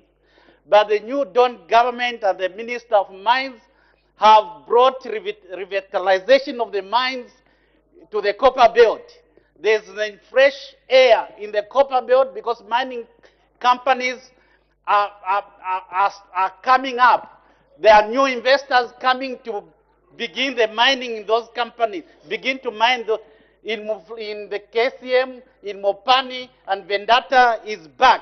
So we thank the Minister of Mines for showing the champions of destruction on how to operate the mines.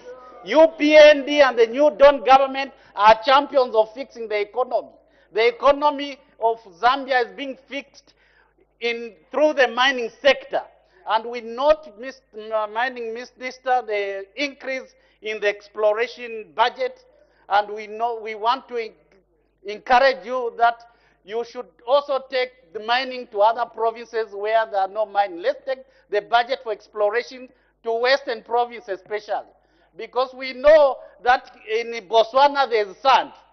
And so they have diamonds. In Western Province, we have sand. We have diamonds. We have not just discovered it there. In Namibia, they have sand. But they also have diamonds. We know even in Western Province, we have sand. We have not just discovered those diamonds. So we want this budget on exploration, the good part of it, to explore Congo, to explore the sand in Mongo in Western Province, so that we can discover new mines. We need to spend more on exploration, because without exploration, we cannot discover new mines. Unlike what the agent of destroying the economy was talking about there. Mr. Chairman, we also note that the minister mentioned about organizing the small-scale mining. I think that's a good thing. What was happening in the past, the previous government closed an eyes on this part of the sector in terms of tolerating illegal miners, because some of them were in the dark, part of those people doing this kind of business. But the new Dawn government, because it's a transparent government, they want to make sure they do things in a transparent way, in an organized way, in a methodical way, in a meticulous way. They are transparent. That's why they want to organize the informal sector, to ensure that the people who are informally mining are brought into the mainstream of the economy, so that they can pay the right taxes, so that we can increase even our tax base. So we commend you, Minister, for that. Also, the formalization of the establishment of the national regulator, I think that's a step in a good direction, Minister. We commend you, the mining regulator. We commend you, because we know that there has been complaints from citizens on how the mining companies have been under-declaring what has been mined. And we think and believe that with the establishment of the mining sector, the mining regulator rather, this will be a thing of the past. Also, the mining regulator will be enforcing the mining regulation. I think safety is very important in the mining sector. We want to ensure that our people who are deep underground mining our copper are doing that in a safer manner. And also we want to ensure that the environmental laws are also enhanced, are also adhered to, so that we can do things mine in an environmental way. So, Honorable Minister, thank you on behalf of the people of Zambia for revitalizing the economy in the mining sector and the copper belt. Employment is being created, new jobs is being created, new companies are being created, new companies are coming to the copper belt to invest. It's just a question of time. You can feel it when you go to the copper belt, that there's new dawn there. People who were sitting along the pavements looking for jobs, now they are lining up with these companies with application letters, because there's hope now that people are going to get these jobs. So with those few words, Mr. Chairman, we want to agree and support the Head 14 on the mining sector, and commend the Minister of Mines for being exemplary in managing the mining sector. We thank you, Mr. Speaker. Thank you. Mr. Chuya.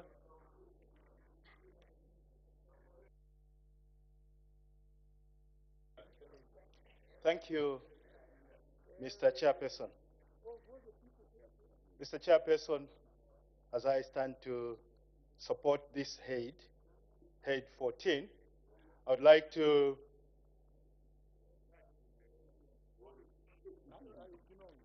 to actually bring to the attention of the Minister certain issues that he actually has to improve on. We have had an idea of registering cooperatives. I want to speak as an MP that is coming from a rural constituency, where we have a lot of cooperatives, and indeed our youths who have formed these cooperatives to do a lot of mining activities. Now, the idea of bringing the youths coming up with these cooperatives is a very good idea. But we want the actualization of this idea, because you find that these youths who are sitting in these mining areas, for instance, Mukushi has a lot of mining activities going on, but the cooperatives that have been created there are actually housing people who are not Mukushi residents. So we want you to look into these cooperatives that you are approving to come and do mining in these rural constituencies. Where are they coming from? Who are these people who have constituted, rather formed these cooperatives? So we want them indeed to be scrutinized and ensure that the people who are coming from those rural constituencies, they should benefit. They should be given priority. Let me also come on the issue of linkages between the line ministries. Ministry of Mines and the other ministries like the green economy. I feel there is a gap which you need to build up and indeed agree in terms of how you are going to conduct your operations. Because Ministry of Mines and Ministry of Green Economy, I think you administer in the same areas. You find that in the area where Ministry of Mines is sitting, or rather want to conduct their operations, there is also an interest from Ministry of Green Economy. So I would like and appeal to you that you should create those synergies that will be able to make these two ministries coordinate in an appropriate manner. Let me also bring to the attention of the minister that let's also ensure that sensitization to our traditional leaders are actually enhanced, because these are the custodians of these areas where these mining activities are actually sitting. So let's bring them on board and ensure that they understand that yes, what is theirs is on top, and what is down there is actually the preserve of the Republican president. So let's ensure that they are brought on board and sensitized accordingly. Because when we leave them out of this arrangement, we'll find that we have a lot of conflicting interests. Let me also talk about our mine, which the minister promised in the first quarter of this year. The Kashime mine, which was supposed to be operationalized by this quarter of the year. We are just remaining with a month before the close of the year.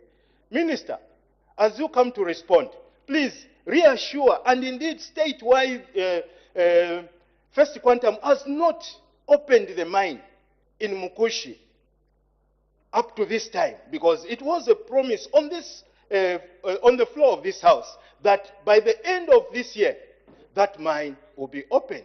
So, as you come to respond, please factor that and give the reasons as to why this mine has not been opened up to now. I would like also to ensure, rather ask the minister to actually broaden the base of these mining bureaus that are actually sitting in very few strategic points. Please broaden these mining bureaus so that they can perform the much needed operations that our small mining entities require from your ministry. With these few words, Mr. Chairperson, I beg to submit. Thank you. The Honorable Minister of Copper Belt.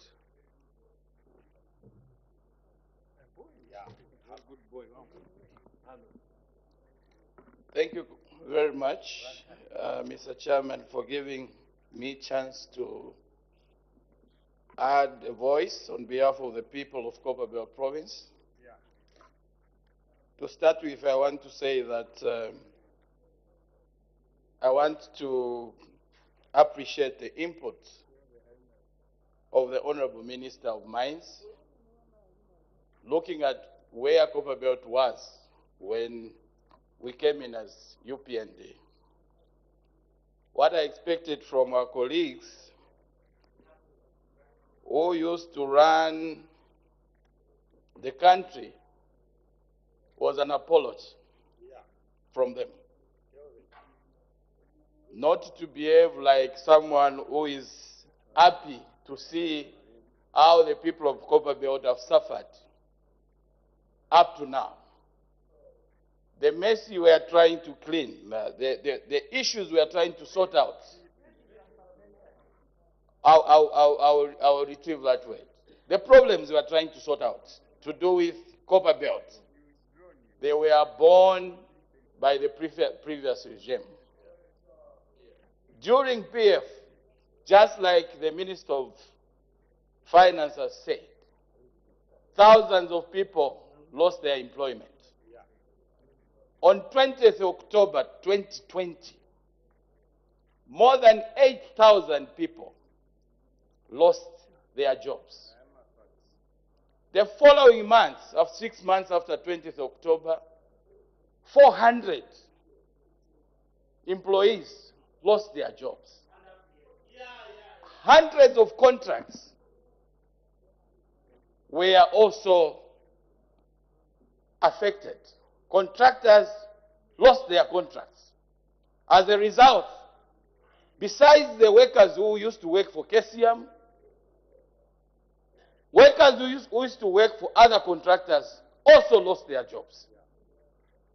In short, because of the chain reaction of what happened, more than 20,000 workers lost their jobs during the PF. I expected them to apologize to the people of Copperbelt and repent.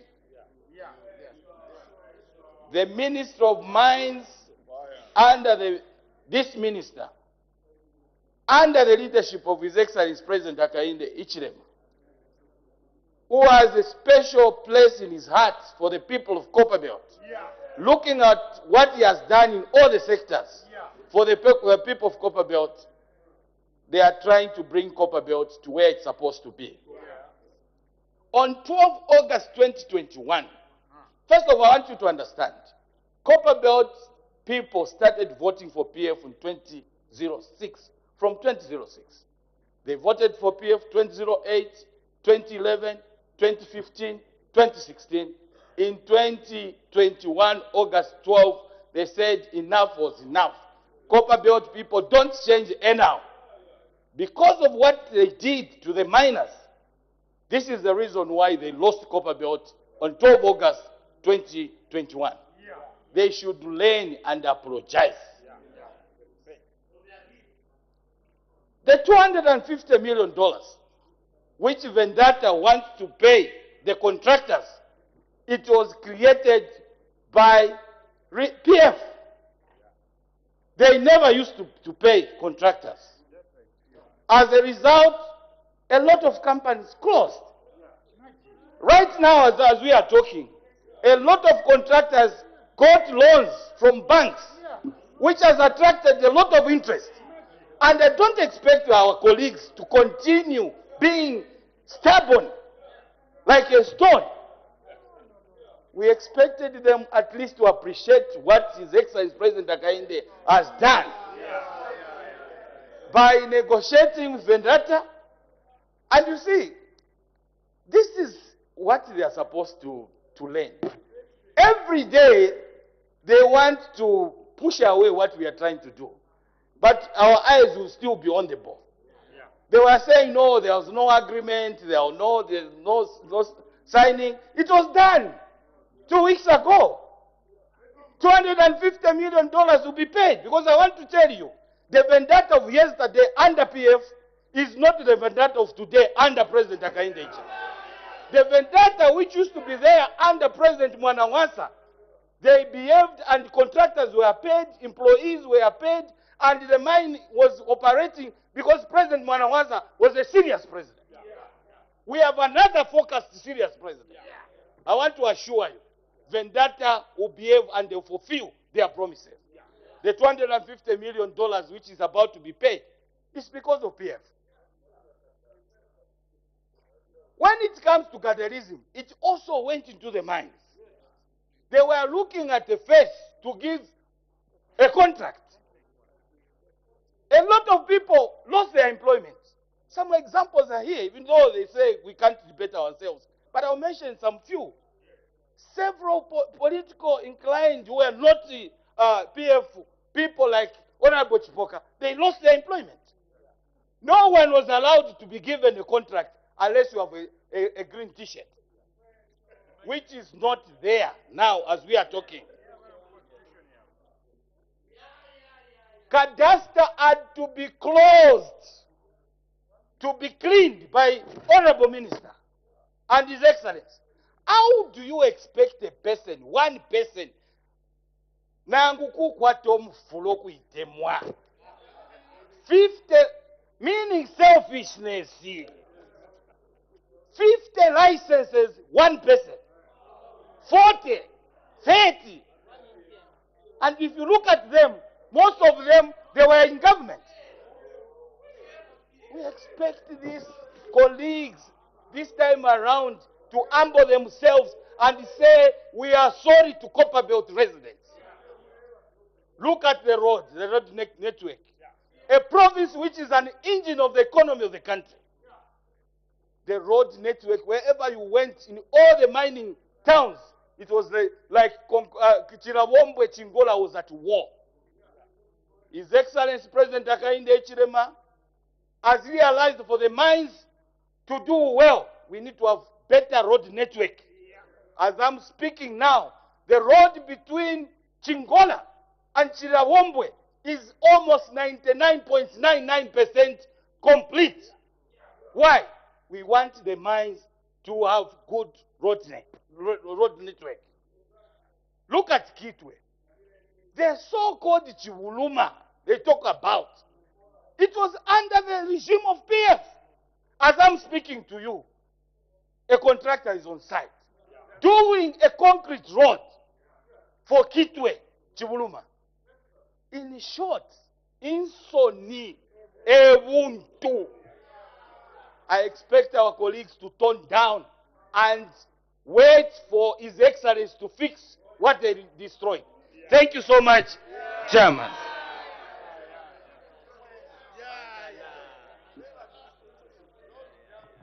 The Honorable Minister of Mines and Mineral Development, wind up debate.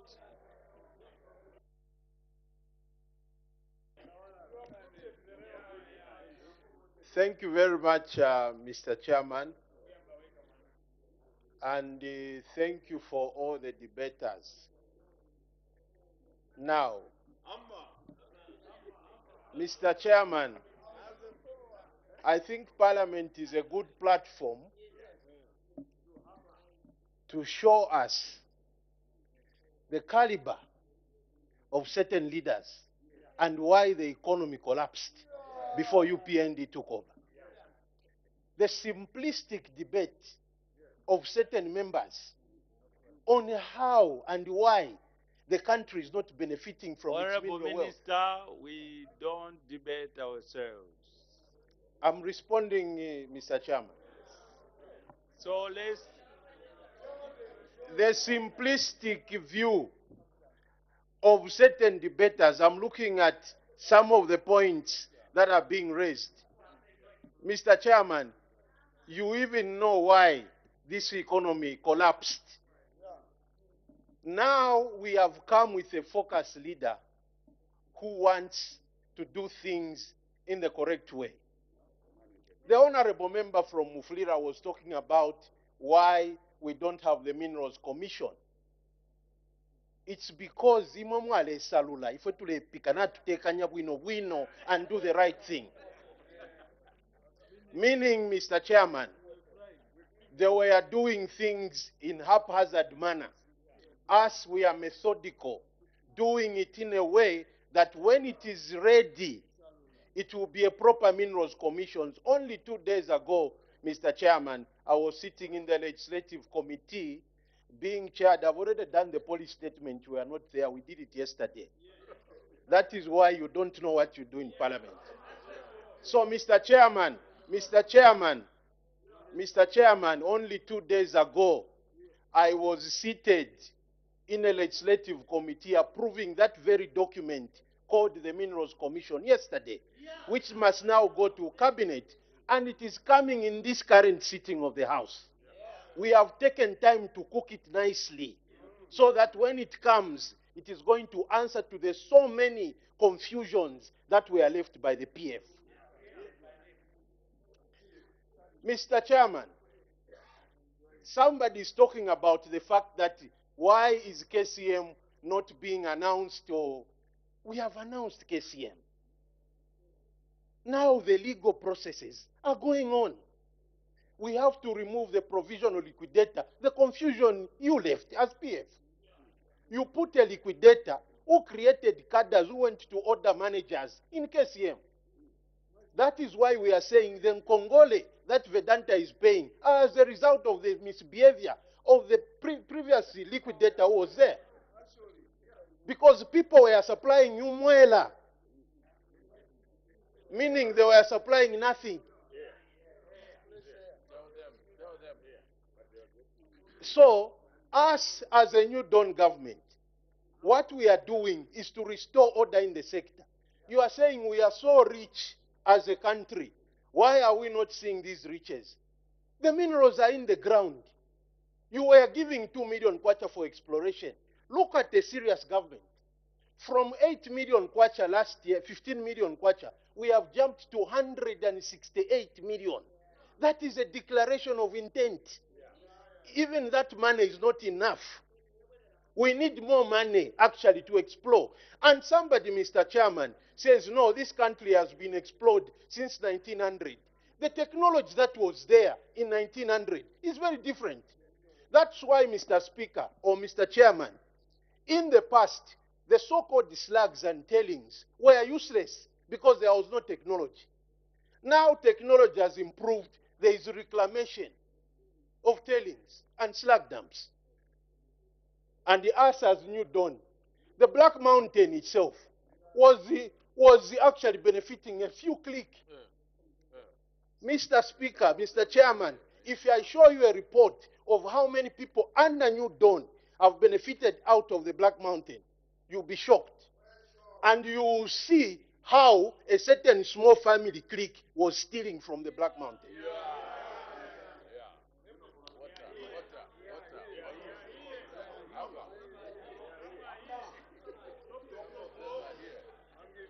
Mr. Chairman. Honorable Minister,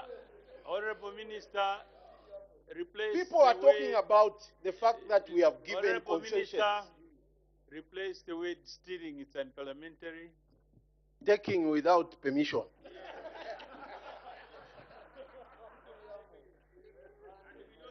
Mr. Chairman, people are talking about the fact that we have given concessions, and I like the Honorable Minister of Finance has given clarity on what we have done. Now, since doing that, and I was wondering, I was waiting for the minister, for the MP for Ron to actually talk about it, but he talked about it at the end, and I was very happy. Shaft 28 couldn't be opened. Why? Because the policy environment, the taxation that was there, was not allowing them. Immediately, the minister said, we are going to make mineral royalty deductible. They saved money, which went to opening Shaft 28. And the benefit is where? How many jobs, sir? 1,500 people, direct jobs, not Wukaju. Mr. Chairman,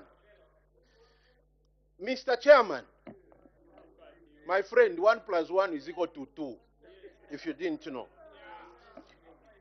Mr. Chairman, because of the policy environment and tax environment that we've created, Lumwana is putting in $2 billion in mine expansion. That means more jobs, more taxes. The money has come, Mr. Chairman. You forget about those comments of people who don't understand anything. KCM, Mr. Chairman, 1.1 billion is coming in the country. Cobalt Metals in Chirilawombwe is opened a mine called Mingomba. $150 million they are drilling. It is earmarked to be one of the biggest mines. It may even be bigger than KCM. In Chirilawombwe.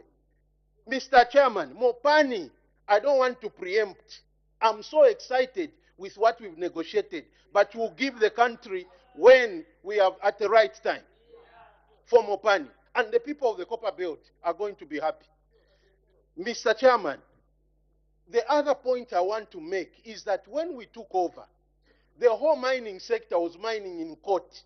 Lawyers were general managers and shift bosses because all the mining was in court. KCM, Kasensel itself, Kalengwa, which we are talking about, is still in court actually. They are still fighting. And that's why this government said, our policies, let's get out of court and sit around the table. That's why you are seeing resuscitation of all these mines. It's because we have said, KCM out of court, let's sit. And the lies that you are listening to, we are honorable members. Let us not get misinformation. Honorable member for Mufulira, we talk. We can even talk outside, and I tell you, there are no such agreements, and government is not going to lose any money in that agreement. What we want to do is to revive Chingola. You go to out. Maybe we tell the people of Chingola and Chirilabombwe that according to PF, you suppliers, you must not be paid. Maybe we tell the people, Honorable Minister for Copper Belt, maybe you tell the people that according to PF, you must be dying of poverty and hunger. But according to UPND, according to Akainde Ichilema, we are paying you, all contractors, all suppliers, we are reviving jobs for miners, we are increasing your salaries. PF is saying don't increase, us will increase. Because that is what we are saying. So as we open all these, we are going to see a revival of the mining sector. So as you are arguing as honorable members, don't be simplistic. Mining has a science around it. When I have a mineral underground, I have to do the science of mining it out. I have to map it. I have to explore. Then I have to employ the correct mining method. Then we mine. Then the minerals come out.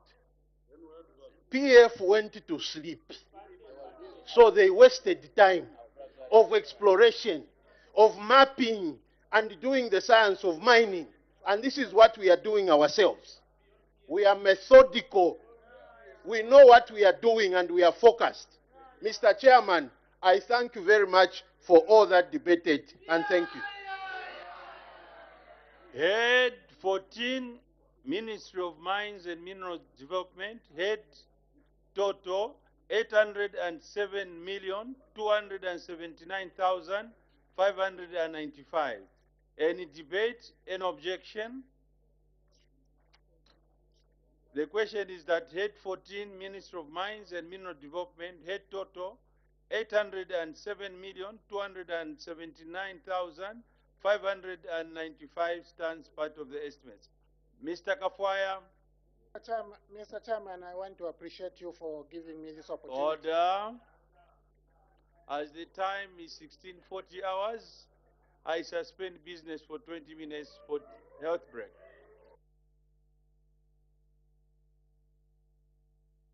Suspended for that healthy break. That's 20 minutes, and at the time business was interrupted. The House was considering head 14, which is Minister of Finance and Minerals, Minister of Mines and Minerals Development. And the House has already resolved into Committee of Supply, so when business resumes, the House will continue considering this head. And when business resumed at 14:30 hours, the House did consider one question for oral answer under Standing Order 74, a question which came from the full Member of Parliament, Mr. Wesley Kolala, and he directed his question to the Minister of Energy, wanted to find out when the government will cut off middlemen in the fuel supply chain in order to lower the cost of the commodity, and the acting minister responded that there is no middleman in the fuel supply chain, in that every player has a role to play in the supply chain to ensure fuel security of supply of fuel. And there was supposed to be consideration of the Defense Amendment Bill, National Assembly Bill number 12 of 2023, and the acting Minister of Defense, that's Honorable Mulambo Haimbe, sought leave of the House to defer the second reading stage of the bill, that's the Defense Amendment Bill, National Assembly Bill number 12 of 2023, to Tuesday, the 29th November 2023, and leave was granted. After that, the House did consider the Judicial Training Institute of Zambia Bill, National Assembly Bill number 14 of 2023, which came at third reading stage, and so this bill was read the third time. And so far, this is the business that has been considered on the floor of the House. Just now we go on a break. Remember, business of the House will resume at 17 hours. Keep watching Parliament Television. Good afternoon.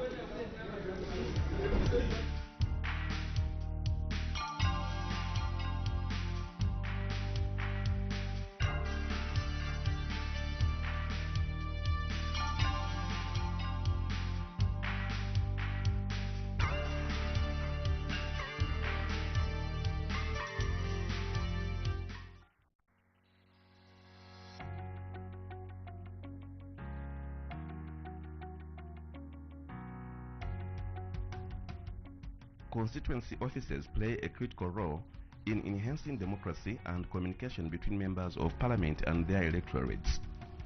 The constituency offices also serve to improve the member-constituency relationship and enhance development. It is against this background that in order to bring parliament closer to the people, Chikankata constituency Member of Parliament Mrs. Jacqueline Sabao held an open day forum to interact with our constituency. The open day forum, which was held at the constituency office, brought together people from all walks of life who gathered at the Chikankata constituency office. The objective of the open day forum was to share the progress the constituency has made and the projects that have been initiated so far with the electorates. The one-day open forum was conducted to allow electorates, civil servants and non-government organizations to interact and exchange developmental ideas aimed at developing Chikankata constituency. The open day forum was not short of entertainment, as the Mars Theatre Group was on hand to entertain the audience with cultural dances.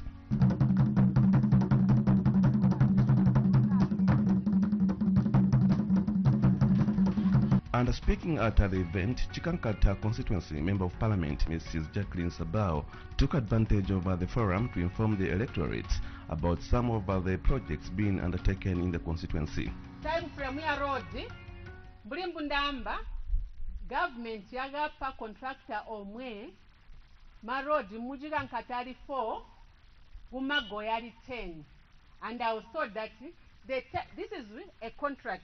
So the time frame for these 14 roads is 5 years.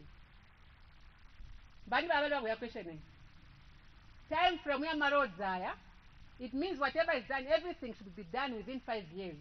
This is why we are pushing kwamba kuti contractor wataye kutubambira kambo mwampa contractor ngupanga ma work schedules alike tamuti impose alike ulatiani ulapanga so mbubagali bapanga bali bapanga batalike kumagoye babendenda. This time as we are talking tagwa kaunkide kumagoye waje na balapanga Chivuna road is one of the roads balapanga, so ngu contractor wesuti.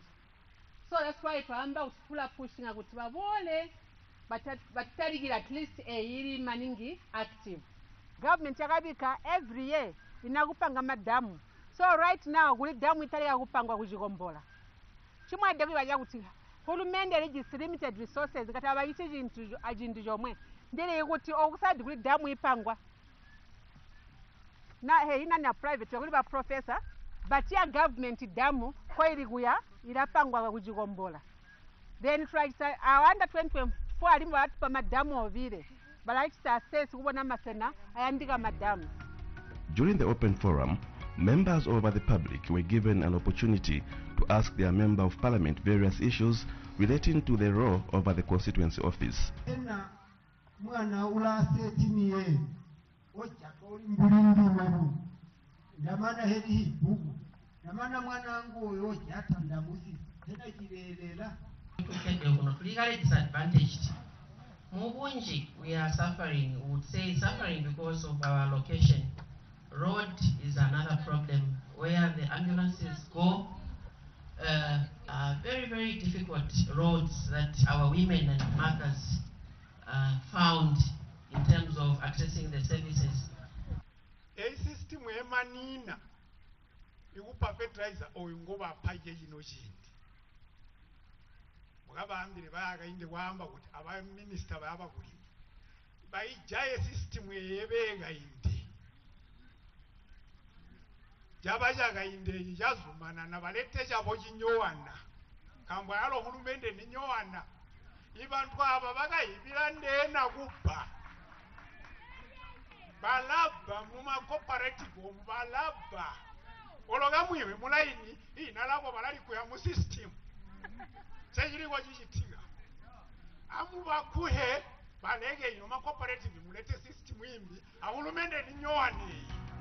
And the area member of parliament took time to address some of the concerns raised by the members of the public. Kujaye makatels tagulibo kwa mwenda tagulibo kujika nkata chisi jonse mbojizulwa ye problem koi twaiwa batanga twalumba kumuzezo tula kumbere baba kwaniha nga twaunga direct ku Ministry of Small Scale and Medium Enterprise ko bayitira mapepa ma cooperative alazwa same day muri inagwa jintwa hulumende bantu bakuti bagali mbulimbu mwamba kulaba bumperenge so dali kwamba uli muntu naga ngakuti bandiga ma cooperatives wagawe had advantage kambo nditahi bo wano tilankata yose mbojizula abantu bala complain abagali mala agaligwa kwamba kuti we are cleaning the system lero njiba tupa advice bamudale da kwamba kuti yainda atamani yakuhoyawa kwede kujincha hintu kuona kuti kulabo mebonda jogera kuli badako kubambira kuti naira plan jitwaga na kuti bantu babode bakise report kutaba hola hinji yendelali because when you come up with a policy you also evaluate it. Is it working or what? So that we see.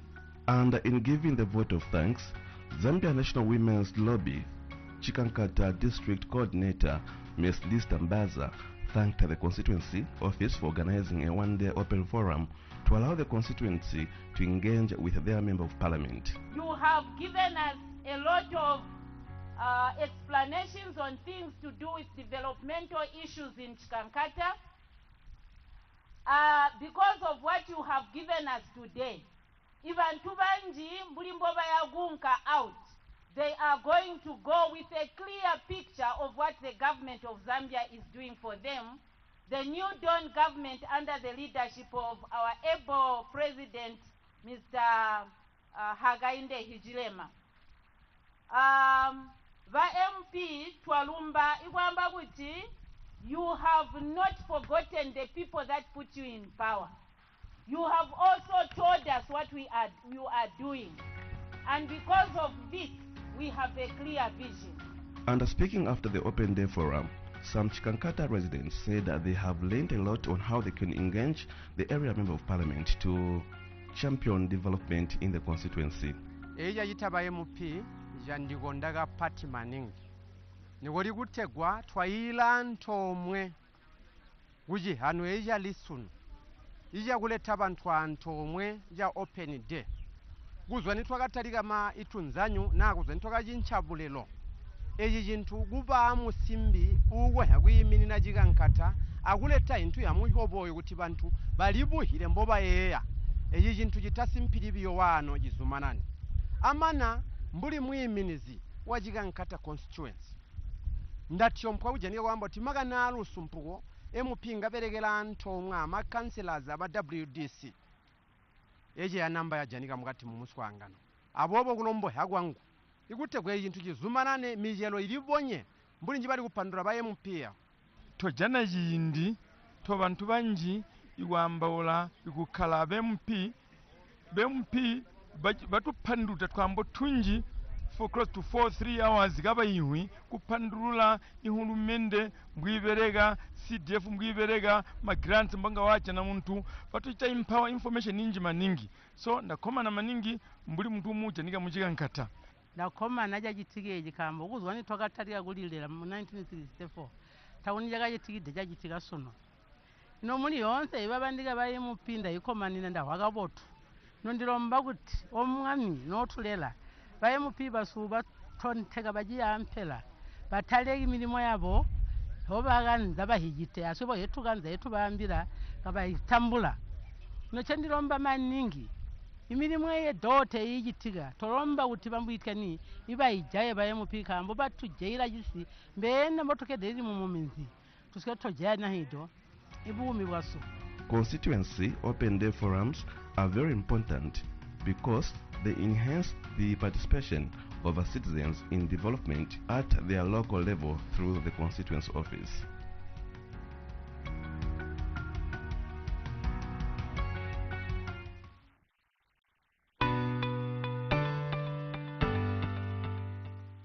You can now advertise on Parliament Television and Parliament Radio.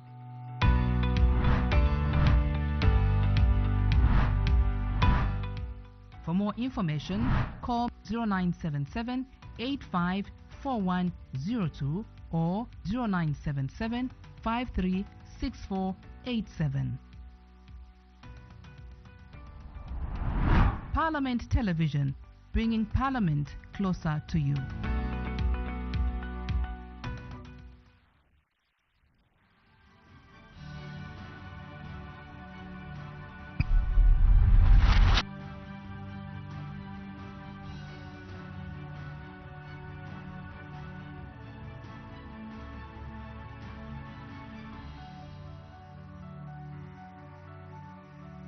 Honorable Engineer Rafa Mabenga, Member of Parliament for Mwabezi. I'm 68 years old. I'm married, got 7 children. Started school at Sejamba Primary School. From there I went to Bwina. From Bwina I went to Sesheke Secondary School.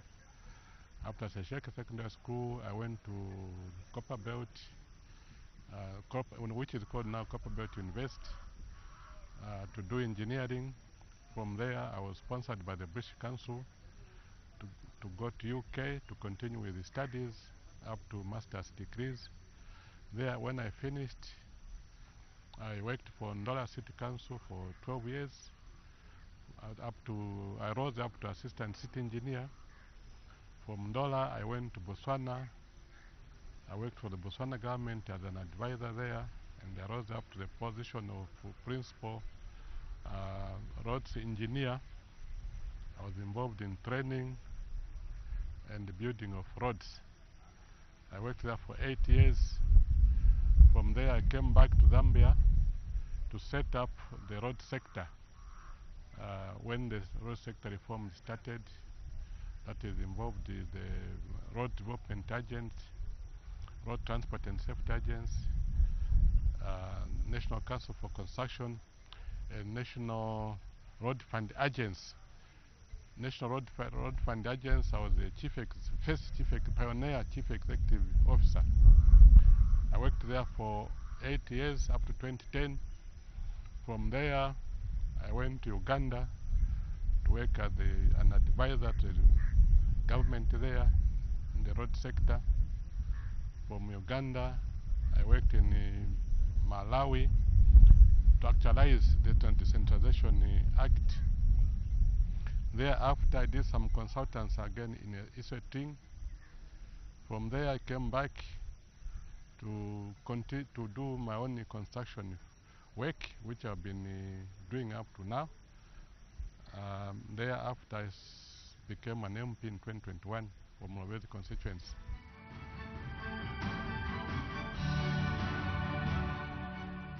My Mwabezi constituency is a very vast area. It has got 9 wards, sparsely populated, and it requires to be split into 2 constituencies. Too big. It has got minerals, it has got tourism potential, but because there are no roads, so investors are reluctant to go there. It's not accessible. Surrounded by Mwandi, Sesheke, Senanga, Wampa, Tombola. Those are the areas surrounding Mwabezi. It's a vast area.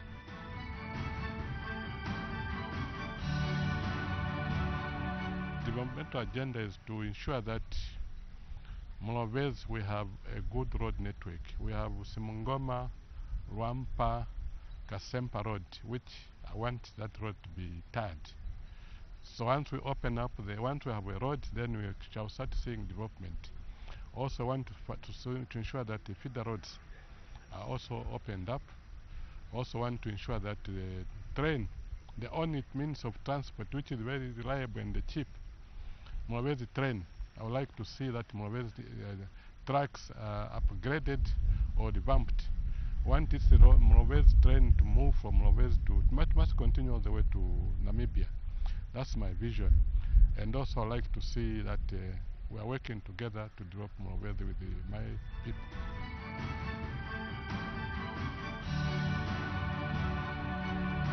My last words of people Mwabezi that we should work together. The time for politicking is gone.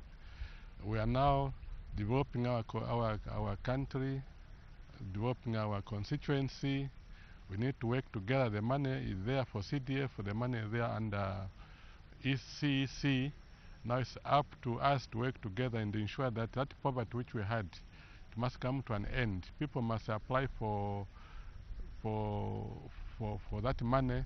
We have got grants, we have got loans, so that we nap the poverty in the bud. So that's my last word to Mwabe, that we should work together and develop the country. Time for politicking is gone.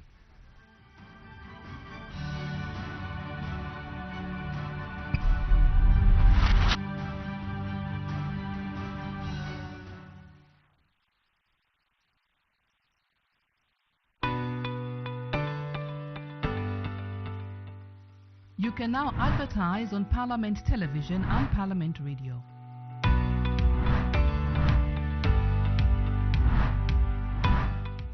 For more information, call 0977 854102 or 0977 536487.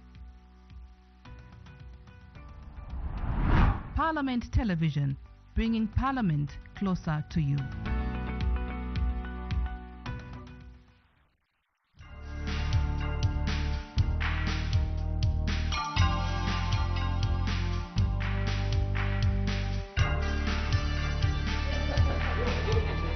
Well, thank you so much for still being with us on Parliament Television. Business is still on that 20 minutes, and shortly business resumes. At the time business was suspended, the House was considering Head 14, which is the Ministry of Mines and Minerals Development, and it was Mr. Kafwaya, who's Lunte Member of Parliament, who was seeking clarity from the Minister regarding Head 14. So when business resumes, he'll continue seeking clarity. And still to come on the order paper, we expect the House to consider Head 54, Ministry of Infrastructure, Housing and Urban Development, Head 33, Ministry of Commerce, Trade and Industry. Other two heads that are yet to be considered, we do have Head 35, Ministry of Small and Medium Enterprise Development, Head 44, Ministry of Labour and Social Security. So, Matimba, as we speak, the House is still on the 20 minutes health break, and at the time business was suspended, the House had resolved into Committee of Supply, and the head which was under consideration was Head 14, Minister of Mines and Minerals Development, and the long-term Member of Parliament, Mr. Kafwaya, was just about to seek clarity from the Minister. And when business resumed at 14:30 hours, the House did consider one question for oral answer under Standing Order 74, and the House was supposed to consider the Defense Amendment Bill, National Assembly Bill number 12 of 2023, which was supposed to come at a second reading stage, and so the Minister of Defense has sought leave of the House to defer a second reading to Tuesday. And so just now we take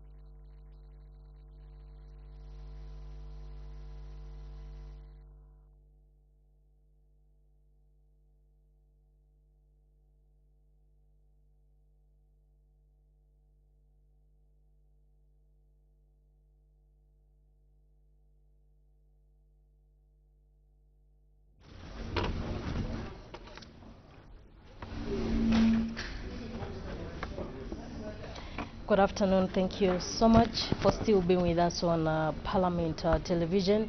Bells are ringing. It seems there's no quorum in the House.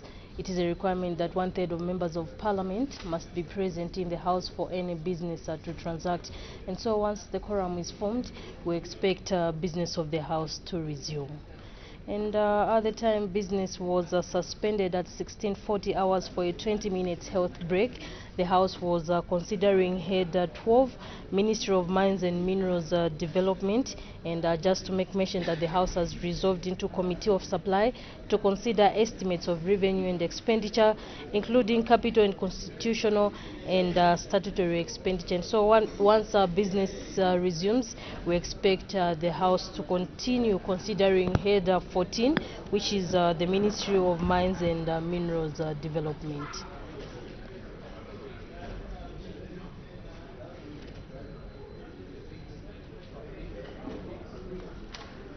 When business was suspended, the Committee of Supply was considering Head 14, Ministry of Mines and Minerals Development, and Mr. Kafwaya, Member of Parliament for Lunte, was just about to ask a question. May the Honorable Member continue.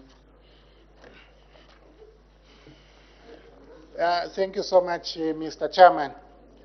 Mr. Chairman, I would like the Honorable Minister of Mines and Minerals Development to clarify for me on page 140 of the Yellow Book, program 2108 and sub-program 001, geological mapping. The amount which the ministry has provided is 196,223,272. Page 140. Mr. Chairman, when the Minister of Finance delivered his budget speech on page 32, he made this provision at 160 million instant, and there is no outstanding to confuse anyone. The figure in the budget speech, 160 million. The figure in the minister's budget, 196 million plus. The difference, 36 million kwacha. Mr. Chairman, the Honorable Minister should clarify which figure is correct between Honorable Dr. Msokotwani's figure and his figure. I wish to thank you, sir. The Honorable Minister of Mines and Minerals Development. Mr. Chairman, I need clarity from the Honorable Member what he's referring to in terms of, is it what I've said now in the Yellow Book, and where is the other figure coming from? G32 of the budget speech. Of my budget speech? No, Dr. Msokotwani's budget speech. Yes.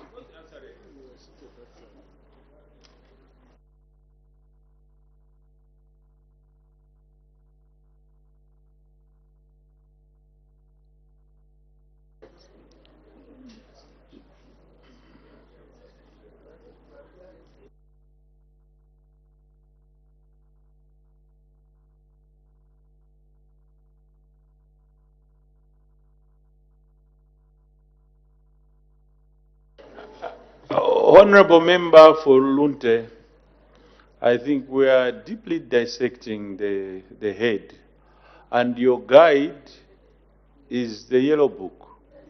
So that should be your guide.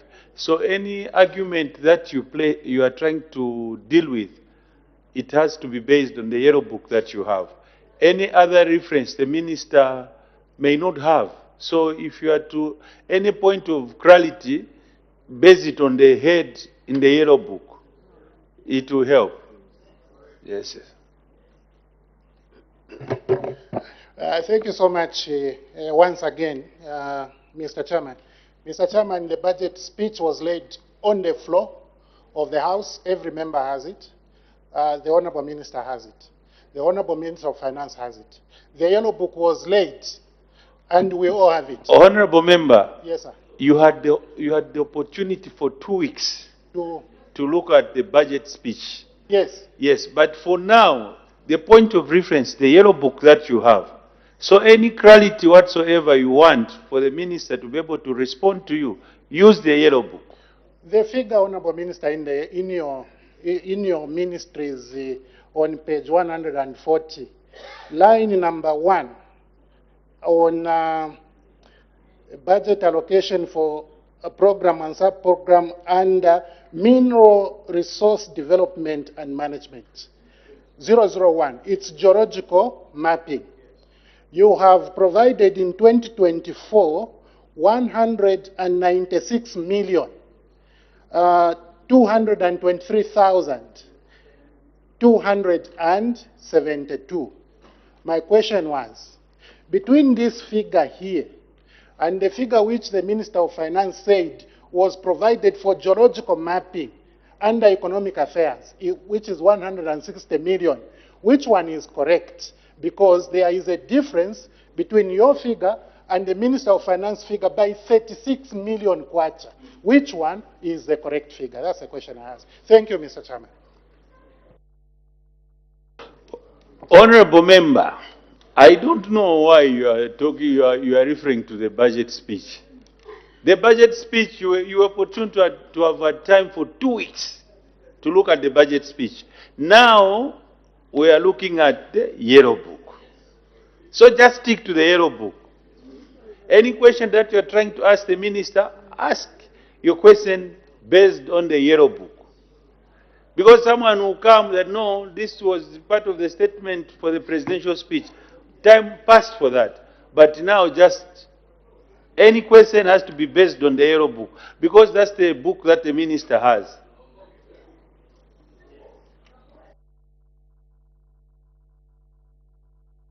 It means now, Mr. Chairman, I have to clarify with you. Let me just clarify with you and stop here. Mr. Chairman, is the budget speech relevant to this yellow book, or it's not relevant? No, I just want to clarify, and that's it. Honorable Member, I've guided. That is one of the... that's why I'm here, to guide and regulate business. So I've guided you. Let's stick to the yellow book. The minister will respond.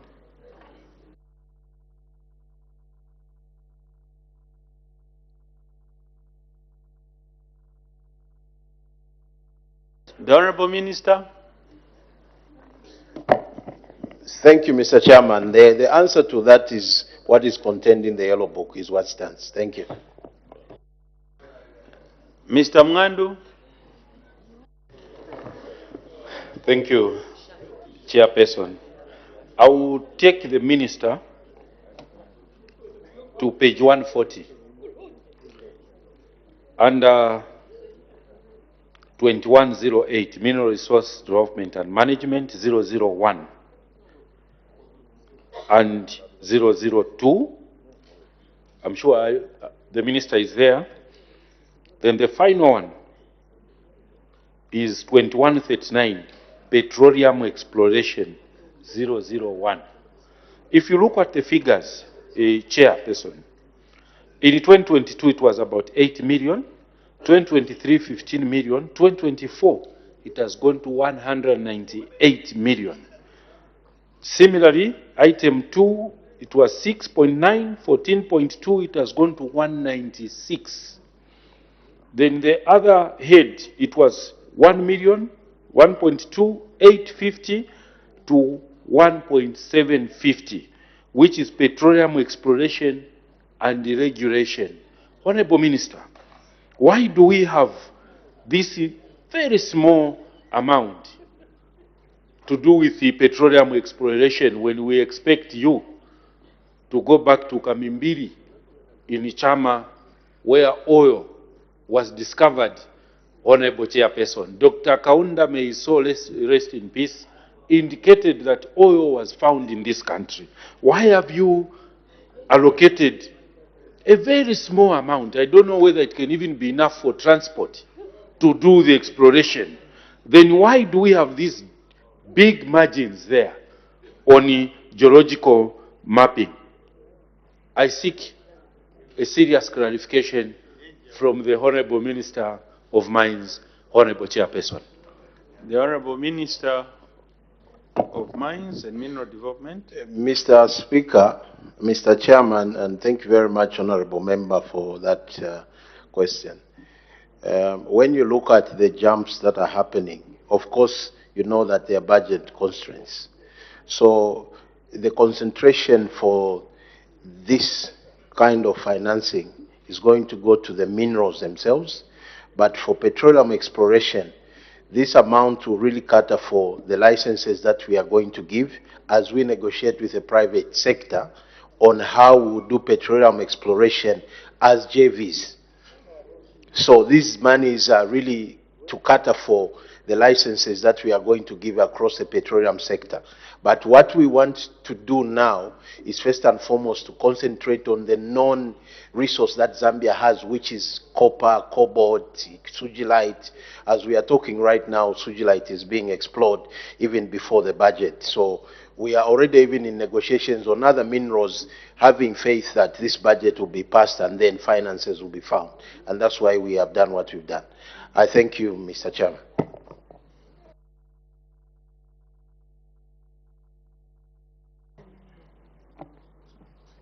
Let's make progress, honorable members.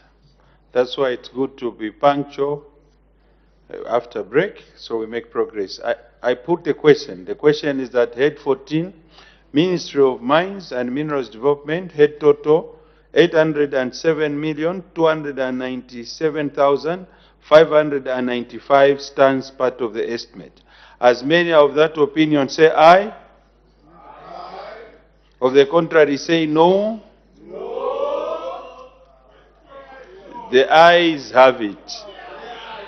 The question is resolved in the affirmative. Head 14.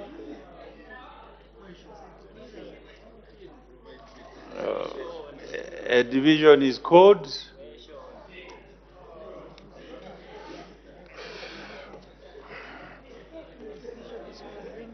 Ring the bells. I don't have.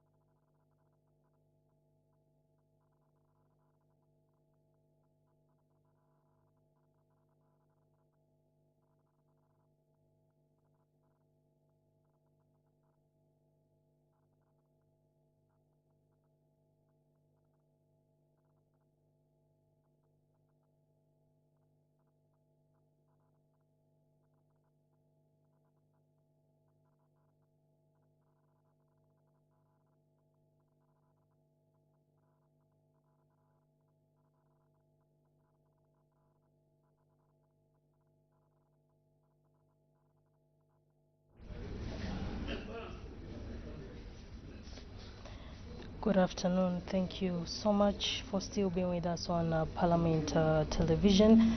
A division has been called on Head 14, Ministry of Mines and Minerals Development, and so the House has resolved into Committee of Supply to consider estimates of revenue and expenditure, including capital and constitutional and statutory expenditure. And so under consideration is Head 14, Ministry of Mines and Minerals Development, and a division has been called on this head, and so we expect members of Parliament to vote.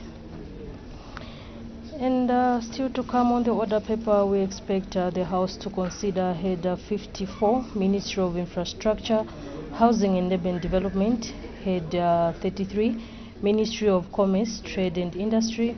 We also expect the House to consider Head 35, Ministry of Small and Medium Enterprise Development, and the House is also expected to consider Head 44, Ministry of Labor and Social Security. And so bells are still ringing. Clear the lobby.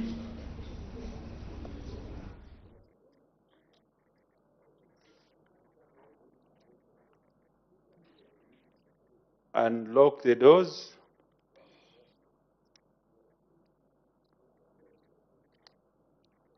The House will vote electronically, only using the Bosch multimedia units. Please log into the system.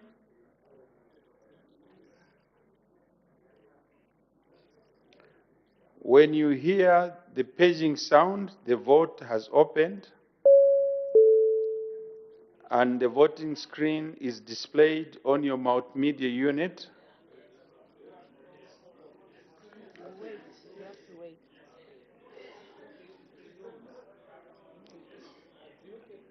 Select the present key.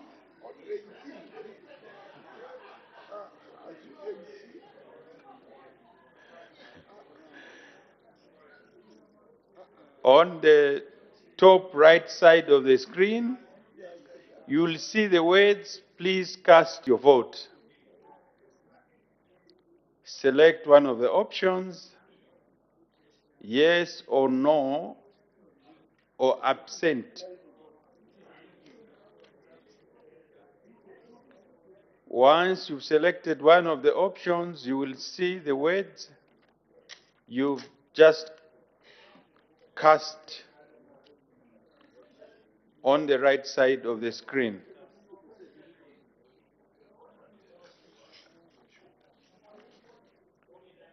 When you hear the second paging sound, the vote will close after 1 minute.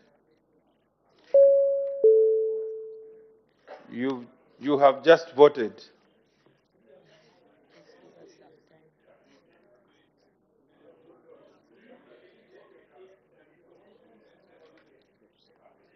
Huh?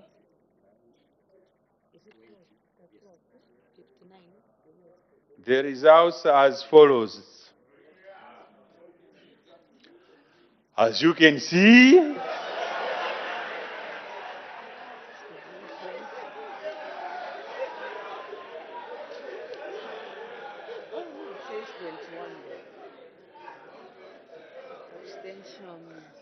you know there are 3 colors there. Yellow, abstain, 2. And you can see the red one, 21. There is green there, 60. The ayes have it, the question is resolved in the affirmative. So,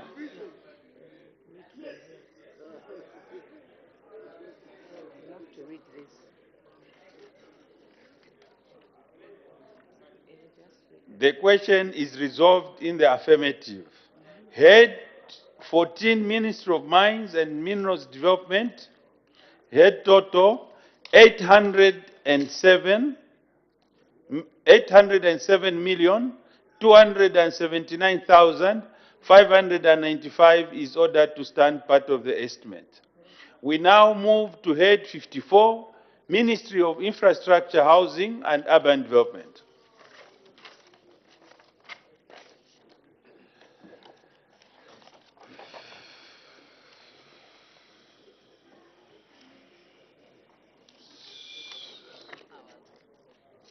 Head 54, Ministry of Infrastructure, Housing and Urban Development. The Honorable Minister of Infrastructure, Housing and Urban Development, policy statement. There's too much running commentary. Thank you, Mr. Chairperson.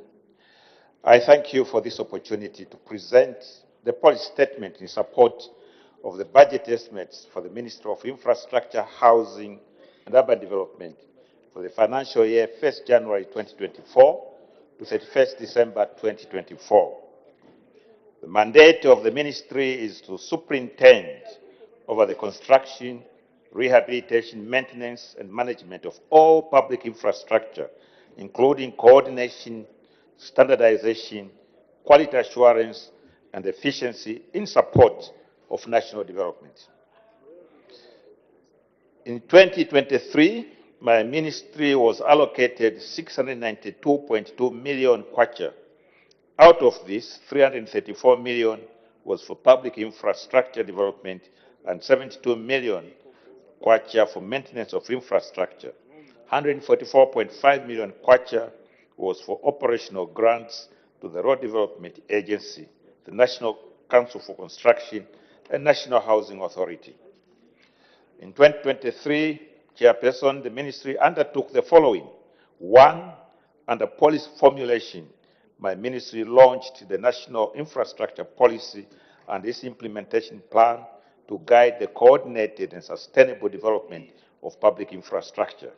Two, in the area of legislative reforms, my ministry brought to the House for enactment the Zambia Institute of Valuation Surveyors Act number 9 of 2023 to provide for the registration, regulation and development of the profession. My ministry undertook a review of the National Housing Authority Act Cap 195 of 1971 and has since prepared a draft bill which I intend to bring to the House soon for consideration. My ministry also sought and obtained cabinet approval to repeal and replace the Zambian Institute of Architects Act number 36 of 1995 and the Quantity Surveyors Act Cap 37 of 1995. I intend to bring the two bills to the House soon. In the area of strategic planning, my ministry launched the 2022 to 2026 strategic plan to guide the ministry in delivering on its mandate and the service delivery charter to reassure our stakeholders of our commitments to efficient and quality service delivery. Under public infrastructure development, my ministry completed the construction of district administration office blocks in Kazungula, Limulunga, Vobwi, and Mpongwe districts, post offices in Vobwi, Nalolo, and the Limulunga districts, civic centers in Nsama, Luampa, Kazungula, and the Chipiri districts, and the district police stations in Siavonga district. My ministry is moving to complete stalled projects such as Provincial Police Division headquarters in Choma and the Solwezi districts, where contractors now are on site to complete the works. Chairperson, under housing development, my ministry commenced construction of homes for our elderly citizens in Choma and Ndola districts. Progress was also made in the construction of social housing units for the vulnerable. Concerning maintenance of public infrastructure, my ministry rehabilitated 33 public buildings and houses. My ministry further completed the rehabilitation of the Zambian missions in Namibia, Mozambique, and France. My ministry also commenced the rehabilitation of the mission in Tanzania. Under valuation and property management services, my ministry inspected and valued 500 government properties across the country, managed and reviewed 290 government properties on lease, inspected 50 government properties for titling, and prepared 6 valuation rolls for local government authorities. My ministry also developed a fixed asset register intended to assist government to plan, secure, and make decisions on its assets for purposes of property development, acquisition, allocation, utilization, accounting, insurance, and redevelopment of idle and wasting assets. Chairperson, in the road sector, my ministry, through the road development agents, continued with the construction, rehabilitation, and maintenance of road infrastructure countrywide. Critical among the key road projects included rehabilitation of the Chinsali-Nakonde Road, whose progress stands at 97% complete for the Chinsali-Isoka section and 94% for the Isoka-Nakonde Road section. Further, my ministry, through the Road Development Agency, successfully signed the concession agreement for the Lusaka-Ndora Dual Carriageway Road Project, Katete Chanida Road, Ndora Sakanya Mufria Road, including border post, Kambimba Lumwana Road, and the border post under the public-private partnership financing model. Chairperson, this august House may wish to note that construction of the Chingora-Kasumbalesa Toll Road project is complete and ready for commissioning anytime now. It can be next week. We're just waiting for the date to be finalized. Further, early works on the construction of the Lusaka-Ndora Dual Carriageway project have commenced with the construction of 2.5-kilometer dual carriageway in Ndora. The contractor constructing the Ndora Sakanya Mufrira Ndora, including the border facilities, has also mobilized to site. The quality of that 2.5 concrete road in Ndora is mesmerizing many people, and this is how we want things to be. Chairperson, in 2024, my ministry has a budget allocation of 662 million, and of this allocation, 65 million is for personal emoluments, 81 million for recurrent departmental charges, 299 million kwacha for infrastructure development, 72 million kwacha for maintenance of public infrastructure, and 145 million kwacha for operational grants to the grant-aided institutions under the ministry. Under housing development program, 90 million kwacha has been allocated towards housing development. The ministry will focus these resources towards completing the construction of ongoing housing projects, including homes for the aged in Choma and in Ndola, and 100 houses for the vulnerable. My ministry has also allocated a grant of 4.5 million kwacha to support the operations of the National Housing Authority. Under public infrastructure development, 213 million kwacha has been allocated as public infrastructure capital expenditure. My ministry targets to complete 5 police stations, 11 district administration office blocks, 2 post offices, and 1 district civic center. The ministry has allocated 3 million kwacha towards the oversight and the regulatory functions of the National Council for Construction. In the area of road infrastructure development, the ministry will continue with the implementation of the road construction, rehabilitation, and maintenance programs. Public-private partnership model financing road projects will continue receiving the deserving priority by my ministry as a way of promoting participation of the private sector and relieving pressure on the national treasury. My ministry has allocated a grant of 136 million kwacha to support the operations of RDA. Chairperson, regarding maintenance of public infrastructure, 72 million kwacha has been allocated in 2024. The ministry plans to rehabilitate public infrastructure and the 3 missions in Kenya, Tanzania, and the Democratic Republic of Congo. Under valuation and property management services, a sum of 30 million kwacha has been allocated for the preparation, valuation roles for 10 local authorities, inspection and valuation of 500 government properties, management and reviewing of lease agreements for 250 government properties, and inspection of 50 government properties for titling. Chairperson, I now recommend for favorable consideration of this august House for the 2024 budget for the Ministry of Infrastructure, Housing and Urban Development. Thank you very much. Thank you, Honorable Minister. Any further debate? The PF have given me the whip.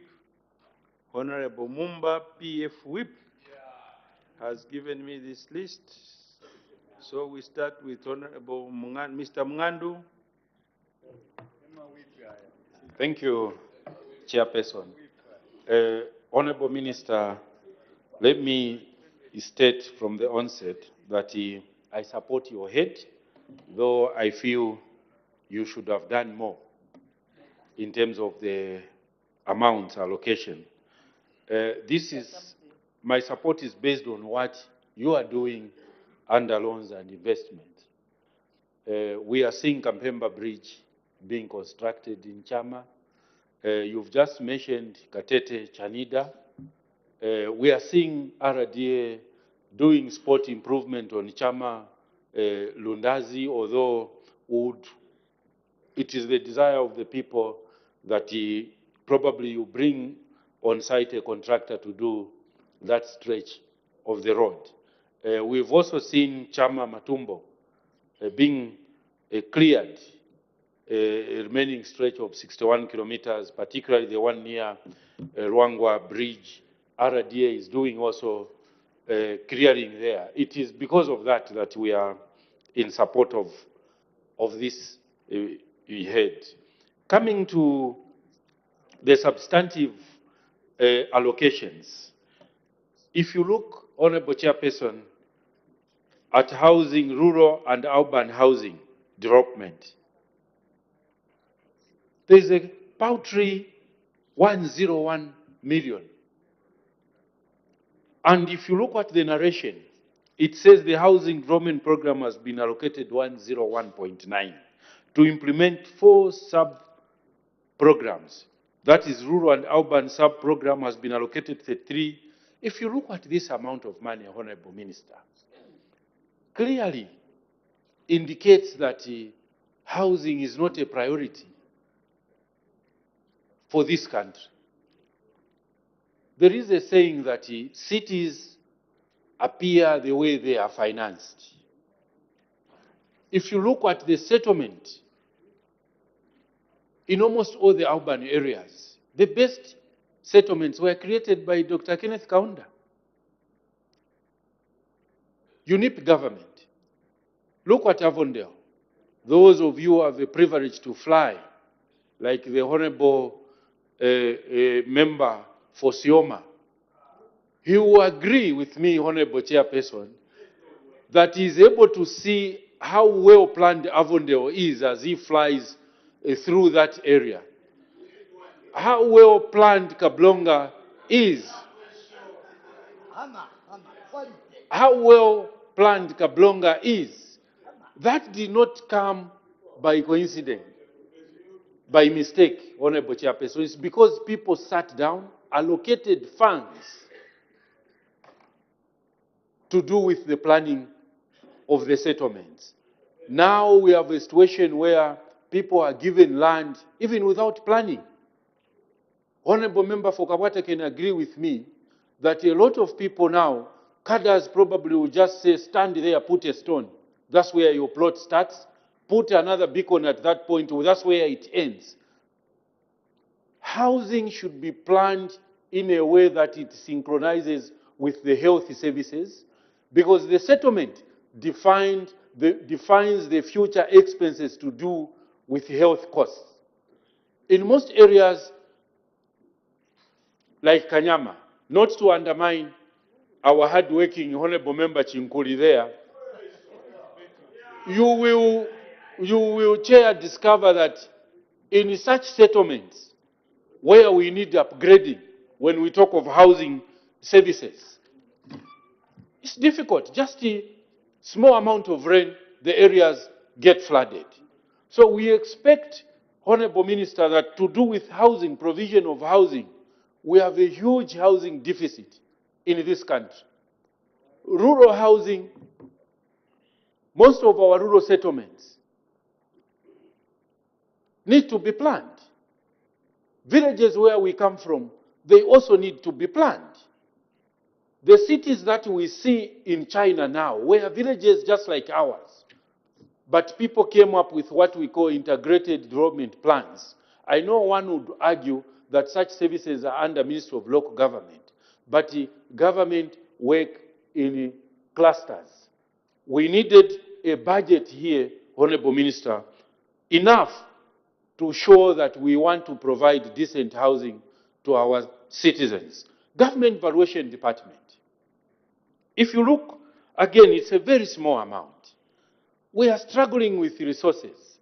This is a department, I'll give an example, Honorable Chair. We told the Lusaka City Council that finance a revaluation row, supplementary valuation row. You will recover or you will be able to harness resources that you need to pay workers. They only invested about 3 to 4 million kwacha. After they've finished that supplementary valuation row, they increased their revenue by 18 million kwacha per month. That was the monthly income. So if you look at the amount that, again, you have allocated for valuation services to support local authorities, because this is what the minister has explained in his speech.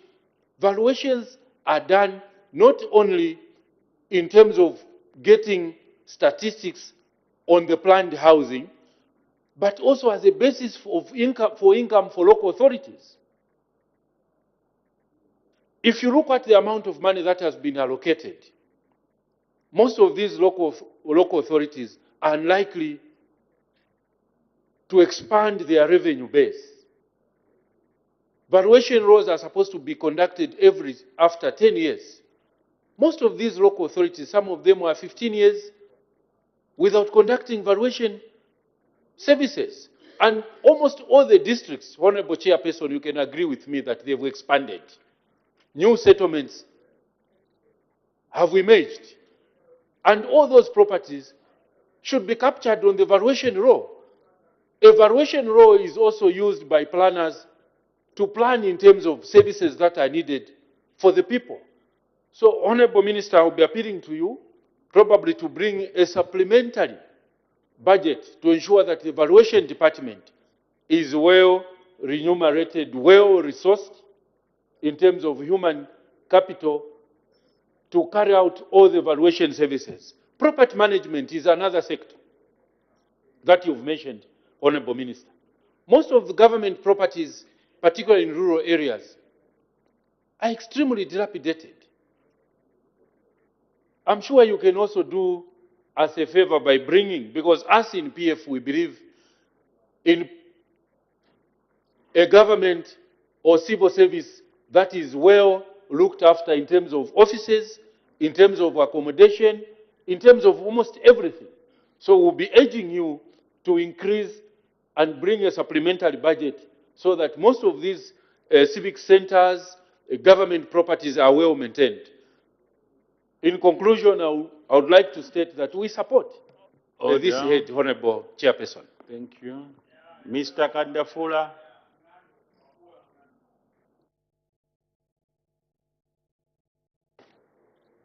Thank you, Mr. Chairman, for according the people of Serenge to add a voice to this head.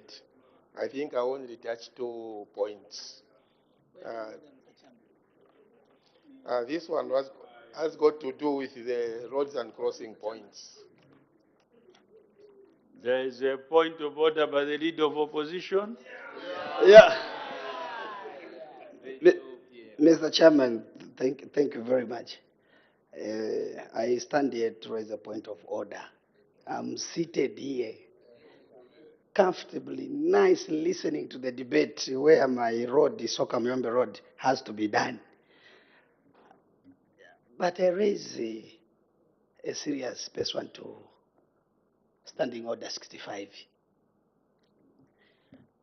Mr. Chairman, when we are here, we are on serious business.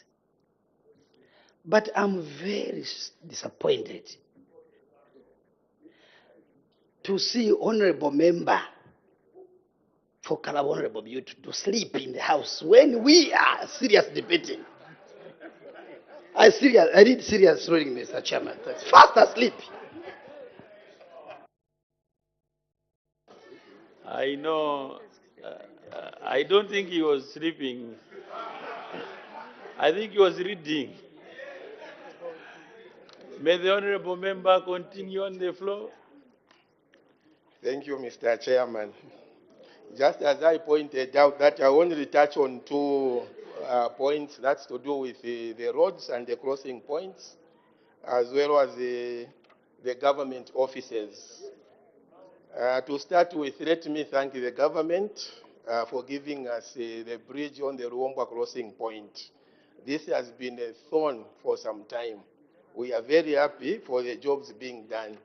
But again, we have some more crossing points which needs a lot of attention. Otherwise, I think come this rain season, we'll be hearing of people cut off, especially on the road from Serenge into Mapepala. We have got two very important crossing points, which are even connecting Kasanka National Park. This, they need to be worked on. So as a result of this, I think looking at the monies that has been allocated, we are actually asking for some more monies, if they can be appropriated to these roads. Look at also on the Kavundi Road. This road, I can tell you or assure you that come this season, it will be a Rift Valley. Why am I calling it a Rift Valley? Because people literally stop passing there, and whoever try to attempt to pass through that road, it's just a road of about 54 kilometers, but people are paying 300 per trip, meaning there is that risking of a vehicle. So we are really asking, especially on the improved rural connectivity, which was given 500 kilometers, we're asking that if we can be given that 54 kilometers, we'll be home and dry. This now leads me to the government infrastructure, especially the offices. I wonder if the inventories have been done for some time, because the way the offices are appearing or are looking right now, you know, people, they are there. But what I'm simply saying, they have tried to do their level best to just try to paint them and the rest, but they have got cracks. They are a danger to the society, even us who visit the same offices. So all I'm just appealing to, just these two items, if the roads and the offices can be repaired. Thank you. Yeah. The government chief whip has also given me a list. So Mr. Kambita,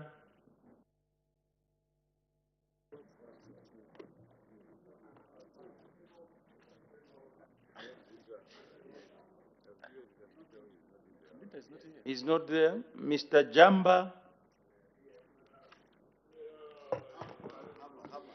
Thank you, Mr. Chairperson, for allowing the people of Mwembeshi to add their way to this head. Mr. Chairperson, I want to say that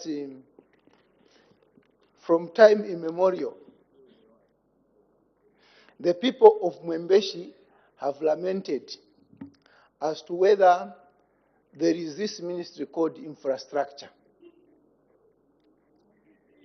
Until of late, when the Honorable Minister, who was presenting a policy statement in whom we are trying to have the hope that we are also going to see hope and infrastructure being built in Mwembeshi. Mr. Chairperson, today as we are talking, there's a conference which is happening here in Lusaka. A very big conference which is attracting a lot of people from all over the world. The only place they can go and rest, like to see the nature things, they have to fly into Livingstone or go to Mfue. When in fact, here just nearby in Mwembeshi, there is what we call Blue Lagoon. You can't drive to that park because the road is pathetic. There is no road. In fact, the people in Mwembeshi were saying, Are we in Zambia or are we in a war zone? Because there is no road there. Minister of Infrastructure, we see that your budget is just too small. What we are requesting from the Minister of Finance, please, may you try to have, to look at the issue of the Blue Lagoon Road, which starts from Farmers via Nampundwe into the Blue Lagoon and coming back into Mumwa. That road is very important. I don't know, some time back, some people were actually tarring roads where in the morning you see one vehicle passing, another vehicle will pass at 12 hours, another bus will pass in the evening, and you only see some animals crossing. And they used to tar those roads that they are economical. But you can see, just here in Nampundwe, all the mines on the copper belt, you are talking about processing and processing the copper. You can't process copper without pyrite from Nampundwe mine. But look at what is happening at Nampundwe mine. You can't even access the road. Minister, as the rains are beginning now, I'm telling you, that road is going to be impassable. And I know your technocrats are here. You are listening. That road is impassable. You will notice that as you are getting into Nampundwe, going to Shivyunji, there is no road. And I therefore want to ask the minister, please, may you take keen interest in this road, which is very important and very economical. Apart from that, Mr. Chairperson, Shivyunji was declared as a district. It's not us, the people of Shivyunji, who declared it. It is a government. What have we done? What wrong has we done as people of Mwembeshi that the DC, who is the eyes of the president, is actually squatting in my office, the parliamentary office? What type of an embarrassment is that? There is no infrastructure. There is no civic center there. There is nothing which is happening. So what we are saying as the people of Shivyunji or Mwembeshi per se, we are saying, as we are going to be considering building this infrastructure across the country, may you also look at Shivyunji. We can't have an office where the government itself is actually squatting, one arm of government is squatting in the arm of the legislator. What type of arrangement is that? Let me say that, Minister, that thing must be followed. Some contractor was given to build the civic center in Shivyunji. Up to now, from 2011 up to now, it has now become a shell. Thieves are actually, that is a den of thieves. They are busy there trying to be hiding in those places. There's nothing which is happening. And I know you're talking about listening to that. May we try to follow up what happened? Where is the money? I know some people were actually thriving here in Lusaka, that they have built a lot of infrastructure. But they are the same people who are getting the money, stealing the money from people of Shivyunji, not building anything. So, Minister, may we show that we are more noble than the people who left us, did not even see that we are just near Lusaka here. They were putting the money in their pockets, doing nothing. Meanwhile, I can tell you, Minister, why I'm crying like this. If you go to Shivyunji or Mwembeshi, you call it Mwembeshi, just nearby here, there is no hospital. There's no district hospital, but it's the district. If someone is sick from Shivyunji, they have to be referred to Levi Hospital. How many kilometers is that? Can you imagine a pregnant woman trying to deliver, being on an ambulance from say, Shikatende? By the time they reach here, do you expect those people to survive? What we are saying is that, can we do a better job? Because we are part of Zambia. We cannot continue this idea of living as though we are living in the colonial days when we are actually the owners of this country. I don't want to say a lot because you are a nobleman. I can see that you are going to give us the money, but please do it in a quicker way. I thank you, Mr. Chairperson.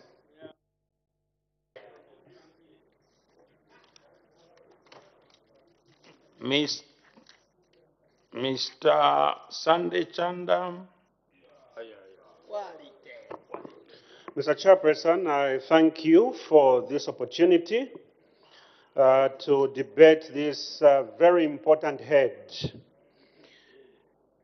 Allow me to place on record that the people of Kanchivia support the allocation towards the Ministry of Infrastructure.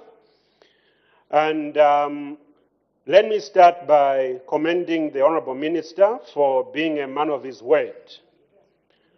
A year ago or so, we brought two critical issues to the Minister on the floor of this House. The Minister gave us his word that we were going to see the construction of Aluni Bridge and Kaunda Bridge. Honorable Minister, I wish to report that the two bridges are under construction, one by Zambia National Service, another one by Road Development Agency. The work that has been done is 50% of the need for acro bridges in Kanchivia. We still have two more acro bridges, and we still appeal to your ministry, Honorable Minister, that you consider helping us to finish these acro bridges under 2024. Allow me to also commend through you the Road Development Agency for being very proactive, highly proactive. The provincial team in Muchinga has been extremely proactive. And sometimes we don't say these things because we have taken civility away from politics. Honorable Minister, allow me to speak to the national housing deficit, and especially as it sits with those of us who are coming from rural areas. Reports point to the fact that we are seated with about 1.5 million homes in terms of the deficit, and this is expected to double by the year 2030. Our population stands at 19 million, and we know that the population is still growing. The unemployment rates sit somewhere around 15%. In this regard, we would want to make a clarion call as the people of Kanchivia that in responding to the housing deficit, it costs us about 800,000 kwacha to put up one housing unit in Kanchivia. This is not sustainable because of the demand and the deficit we are seated with. We have government workers, teachers, nurses who've been deployed to rural areas, but we can't find accommodation for them. Our request would be for the engineers at the ministry to help us see how we can go the local route, using local materials, bent bricks, using high-tech machines, brick-making machines, to come up with quality bricks and quality structures. This will go a long way because we know that we're going to save money. We'll find ourselves constructing more houses out of the 800,000 kwacha, which can only construct one housing unit. Honorable Minister, your ministry is a critical one in ensuring that we transform our economy. If we are going to trigger a rural drift as opposed to the urban drift, we need the requisite infrastructure, especially for those of us who represent rural areas. This is where the jobs will be created. This is where much of the industrialization will happen. And so in this regard, we've looked at the budget, of course, allocated to the ministry, and I think from where we stand, more could be allocated to this very important ministry. Everyone is going to knock at the Ministry of Infrastructure for much of our needs. But we also want to be mindful that there can only be so much, but where the Minister of Finance can make it possible, please, a supplementary budget will be very much welcome, and the people of Kanchivia will support it wholeheartedly. Honorable Minister, we are also aware that in order for us to create employment opportunities for our people, especially those of us from rural areas, we need to deal with infrastructure. I'll again dive back to Aluni Bridge, which is being constructed courtesy of your ministry, and Kaunda Bridge. These two bridges open up Kanchivia to serious agricultural productivity. We believe that with these two bridges coming to completion, we are going to see heightened agricultural activity, but we're also going to see that in terms of value addition and market linkages, the people of Kanchivia will get more money from the agriculture sector. Not only that, essential services will be easier to get to our people because you have given us the enablers that we need. We are still investing in roads. Some of the roads, of course, go beyond what we can afford within the scope of the CDF. There we still appeal that the ministry comes in to help us rehabilitate those roads. Honorable Minister, we want to make a plea that as we continue to invest in earth-moving equipment and equipping our councils, and the councils have got engineers, etc., for some of the maintenance works at constituency levels, instead of bringing a contractor from Lusaka, we have the equipment, engage our councils so that our councils can generate revenue, and that will help them to create that resource base. The need for us, Honorable Minister, to have an administration block still remains. The need for us to have a police, district police station still remains as Kanchibia. Honorable Minister, we want to thank you yet again that the ministry has been very proactive. We want to thank your team, your technocrats, the permanent secretary and his staff for being highly proactive whenever we've knocked at your door. With those few remarks, I wish to just say we support this budget wholeheartedly, and if it were possible, we're going to call for a double, a triple of the allocation to your ministry. Thank you so much, Mr. Chairperson. Mr. Omnyima. Thank you, Mr. Chairperson. Honorable Minister, I would like to thank you for your policy statement. Honorable Minister, your ministry has embarked on programs that would like to commend the PPP on the Ndola dual carriageway. While we commend that project, we would also say in the same breath that such projects must be driven by the locals, considering that local resources are what are being used.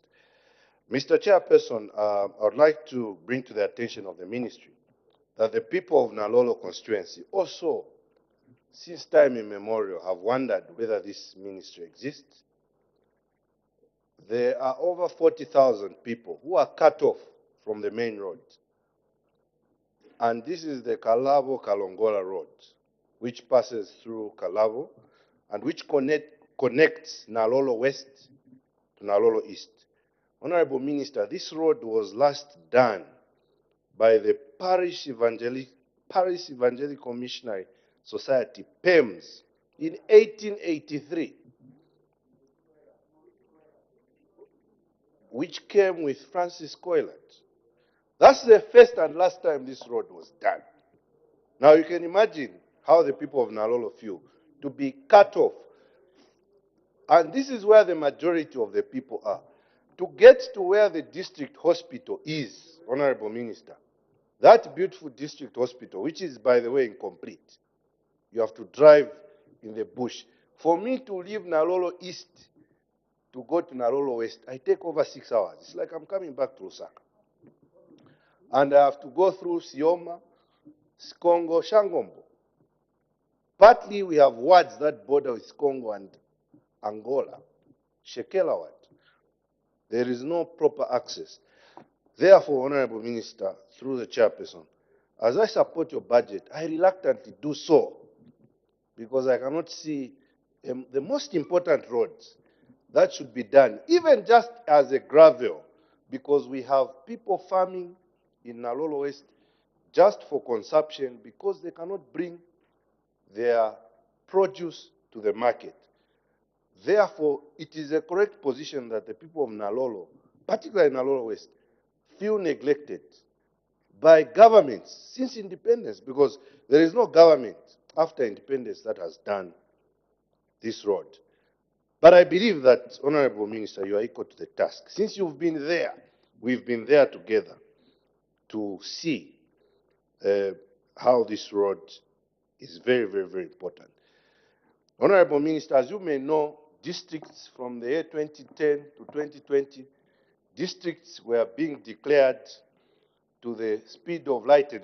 There shall be Nalolo district in 2012, and those district offices are still incomplete. And we have a district administration in Nalolo, sitting in Nalolo East, where the least population is there. the district commissioner, the DEBs, all these important officers at district level need to move to where the district offices are.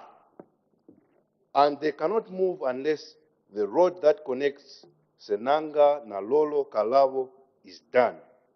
Now, imagine, Honorable Minister, through the chairperson, this is an area which has over 40,000 people. And the district administration is staying and presiding over an area which only has a poultry of close to 25,000 people. So it is very important that we are not asking for bituminous standard. We are just asking for a gravel road from Kaungalweti to Ndoka so that we can be able to go through Nalolo without spending almost the whole day a short distance because of traveling in the bush in heavy sand. When we look at this district infrastructure, I would like to bring to your attention that these contractors who stored these projects, Honorable Minister, those local people who were being engaged and are claiming that they were not paid, have decided to begin indemnifying themselves by removing iron sheets and by vandalizing government property. It is very important that the technical team goes there to see some of these houses, infrastructure and offices were almost at 60 to 70% completion, but the local people who are frustrated with not being paid by these contractors, of course this is a legacy issue, have begun vandalizing this property, removing window panes, removing all what they can remove, and all they can say is that we are paying ourselves because we can't have sight of the contractor. And there are some people who were brought there all the way from Copperbelt to come and do this job. They have failed to leave the place because, first of all, they were not paid, and secondly, they can't even get to, because for you to get with a vehicle, you're taking almost 6 hours. So how are they going to get to to Senanga Boma? They have to walk for over 5 hours and cross the Zambezi River. But now they have settled, they have married, and of course, it's one Zambia, one nation. We have received them. And I encourage the Copperbelt Minister to come and visit them. Mr. Chairperson, through you, I would like to also say that Western Province, as a province, is disconnected from development. We are very happy with the Limulunga Road, which leads to the King's house, His Majesty, the King of Baroseland, King Luvosi Miku. We want the Kalabo-Sikongo Road to be done to connect Kalabo and Angola to open trade in Western Province. We are happy that the Tateyoyo Road to Katunda will be done. We are very grateful for that. We want the Sesheke Kazungula Road to also be done to open up that province. That province is very rich, except that it has been abandoned for many years. But with these strides that you have made, we would like to commend you. And of course, I will not talk about King Lewanika University, because I know with restructuring in the ministries, perhaps that is now sitting with the Ministry of Education. But we have a lot of issues, and I know these issues are not only in Western Province, even in Lusaka here, we have that road, the Shantumbu Kafue Road, is also a disaster. It needs also your attention. But with these few remarks, Honorable Chairperson, I would like to unreservedly support this head and encourage you, Honorable Minister, to continue. I feel that with these strides that have been made, we are capable of achieving much in this ministry. Thank you very much. Thank you. Mr. Gambita. Thank you very much, Mr. Chairman. Without wasting much time, I would like to state that I support the budget that is on the floor of the House being debated. This budget is very important to us as a country because it talks about infrastructure. And infrastructure is the means for us to move from one place to the other in the country, to connect the country and improve economic activity in the country. If the country is well connected, most developed countries, if you have observed, they are well connected. And that is how commerce is enhanced and most other economic activities are actually enhanced. Mr. Chairman, I would like to comment briefly on infrastructure that relates to national development. In the previous regime, there was a haphazard implementation of infrastructure development. That's the reason why you saw we ended up acquiring a debt mountain. And contracts were given, I've repeatedly mentioned on the floor of this house, were given like people were sharing beer, just to agree with the Honorable Minister of Finance's phrase. And that's the reason why we are where we are. If you asked, I've heard in the public, I would like to, Mr. Chairman, if you have observed, I would like to debate this much more objectively, pertaining to what transpired in the previous years when PF were ruling and what is being done now. Because if people can't distinguish the difference in approach, then it will be hard for us to be explaining to the people. Because, see, if you have seen, even in social media, people are commenting anyhow, this is ECL's legacy and the like. You know, they will show you some infrastructure which were done. But you see, if infrastructure is, it's like somebody was making an illustration to say, look, the PF infrastructure development claim is like somebody who calls you to buy beer, and after the drinking, they leave the bill with you to pay. This is the kind of situation we have here. You know? They will talk about all these infrastructures and so on. They ordered the beer, drank it, but left the bill for us to pay. So this is the problem that we are facing at the moment. So for now, there is a more organized approach where we looked at what we have. What we have now, can we embark on an aggressive infrastructure development where there is need just like that? We can't afford it. So how do we do this then? Let's involve the public sector, people that have money to invest into this so that we can have something at least going on using other people's money while we pay slowly. That's the PPP model. So if people do not understand this PPP model, it's about really having some room in order for us to have what we are looking for, like in the Ndola-Lusaka dual carriageway. We'll have it. We'll have that infrastructure because we need it.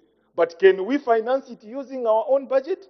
We can't, because we can't afford it with this big debt mountain which these people left with us. We can't. So, Honorable Minister, I would like to commend you for having reached those concessions, which demonstrates that actually the PPP model is workable in this country. And we can continue on this trajectory on these important ones, which are feasible, where the investors can recover their money.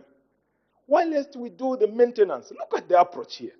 We have not just said, look, we'll just wait for the PPP. Money has been allocated here to ensure that those which are critical and need to be maintained are going to be maintained. And you've seen the works that are going on in terms of maintenance of the Chinsali road and many others which are being maintained. I think that is the best approach. Now, coming away from these national issues, I want to zero it now to my constituency because this is where I have an issue. Mr. Chairperson, in Zambezi, we have these bridges, which I think RDA is supposed to embark on. We have the, what they call as the acro bridges. Mr. Chairperson, the Honorable Minister is on record on this floor of the House to have confirmed that the Makondu Bridge in Zambezi East will be worked on using this year's budget. But we've seen that the year is now coming to an end. That could have been missed because of finance problems. But Honorable Minister, please remember to do the Makondu Bridge in the coming budget.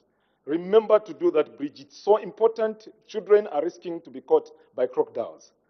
The other bridge is the one in Kakeki, between Nyakulenga and Kakeki. That bridge, these bridges already exist, the acro bridges. There's another one for Malola, which I'm sure ZNS are already working on. And many other bridges. I thank you for the ones that you're already doing on my good neighbors on Zambezi West. That's the way to go. But we are expectant. Let's see also those on Zambezi East to be worked on. About the roads also, we've got a road which I heard you comment and agree with me. The road that leads to Chitokoloki, that road needs to be upgraded to bituminous standard. It's a very short stretch, less than 50 kilometers. Can we please upgrade it to bituminous standards, because it goes to a very important infrastructure. You've heard me complain about Zambezi District Hospital, which has now collapsed. So people are depending on Chitokoloki Mission Hospital, and therefore they have to trek that stretch whose road is really in a very bad state. As at now, we need even maintenance. If there is something somewhere we can salvage, let us maintain that Stokoloki road. We have bought our own equipment, but CDF is too little to do such serious works. So those things, Mr. Chairperson, I'm mentioning as constituency specific. But I know there are many other parts in the country which are facing such challenges. And I heard the Honorable Member, the Independent Member of Parliament, Wamnyima, mention about the Shantumbu Road. Shantumbu Road, oh, PNUP, MP. You know, these small parties, it's hard to remember them. So, I heard him mention about Shantumbu Road. Shantumbu Road here in Lusaka seems to be an eyesore. Please, let's remember Shantumbu Road as quickly as we can. That road is important. And it is, of course, in Kafio constituency, but it connects. It also connects to a place where mining is taking place. So it is a very important road which we must focus on. Mr. Chairperson, with these few words, I would like to support this budget. Of course, ending by saying that civil servants' houses must also be looked at countrywide. Let's build more housing units where public servants can live in decently. Mr. Chairperson, I submit. Thank you. Mr. Daka will be the last one, and the Honorable Minister will respond. We'll wind up. It's this one. Thank you. Mr. Daka Chadiza, I'm following the whip. The whip. The whip, I indicated that the whip for PF. Thank you. Thank you, Mr. You have Chairperson. held the list, so I'm following the list. Thank you, Mr. Chairperson, for giving an opportunity for people of Chadiza to add a voice on this important head. Mr. Chairperson, the Minister of Infrastructure is key to almost all sectors of our economy. Mr. Chairperson, I would want to start with looking at the management and support services under this budget. We have people of Chadiza have seen a reduction, of which we expected an increase because of how important this very department is to the development of this country. Mr. Chairperson, this is a department which monitors and evaluates projects both locally and internationally. Mr. Chairperson, I would want to state that this department is heavily understaffed. Mr. Chairperson, and for that reason, I would like to appeal to the minister that we need to recruit engineers so that they conduct this monitoring and evaluation. We have seen, Honorable Minister, just on supervision of local projects, the ministry actually doesn't even have a design department that would look at or would come up with designs which are specific to any projects that are doing. Honorable Minister, this department relies on generic designs. And you know the danger of relying on generic designs. We saw it just in Gwembe here, where they used a generic design, and the structure that they came up at the hospital there is all characterized with cracks, because they didn't do a specific geotechnical survey so that they could ascertain the stability or the strength of the foundations. They just book lifted the design and took it to Gwembe. And hence the disaster that we saw there. Honorable Minister, we have also seen how the ministry has failed or is unable to supervise all these projects that are dotted throughout our country. We just basically to provide project management for projects that are dotted out throughout our country is a nightmare. We went to Senanga, where we found that now the contractor started receiving instructions from the local team in Senanga, but the team from Lusaka, which are regarded or considered to be the project managers, when they went on site, they went to change the instruction after the contractor had already procured the material for change of design of the roof. So you see this confusion which is there. So the best way to approach this whole thing is to ensure that you improve in this area of supervising local projects before I can come to the international ones. Honorable Minister, on the international platform, we have seen what the disaster which happened in our mission in Zimbabwe, where the contractor was paid money without proper project management to follow up on issues to do with quality management and just basically project management. What have we seen? As a country, we have lost a huge sum, or we have lost a lot of resources just down there in Zimbabwe. Zimbabwe is just near here. And yet, our team at the ministry cannot manage the numbers of engineers that we have current under the Ministry of Infrastructure, cannot manage. If they cannot manage to supervise properly the local projects, what happens with international programs? And to that effect, Honorable Minister, I would want to advise that some of the duties and responsibilities, especially for international projects, let's delegate them. Let's delegate them. If we can't delegate, let's attach technocrats or technical equipped people, and let's attach these technical equipped people into these missions so that they can supervise these projects on a day-to-day basis, rather than doing it at remote, where engineers in Lusaka have to go to Abuja, have to go to New York, have to go to Washington. So when a contractor executes works or prepares a claim, they have to wait for our team here to go and verify claims in those various missions that are dotted throughout the world. That creates a problem with project management, which means you know very well what that means. Because one, it means that there will be delay in executing the programs, and eventually even there will be delays in terms of making payments. And if there are delays in making payments, you know what that comes with. Interest comes in, and all those negative things in project management just chips into the whole program.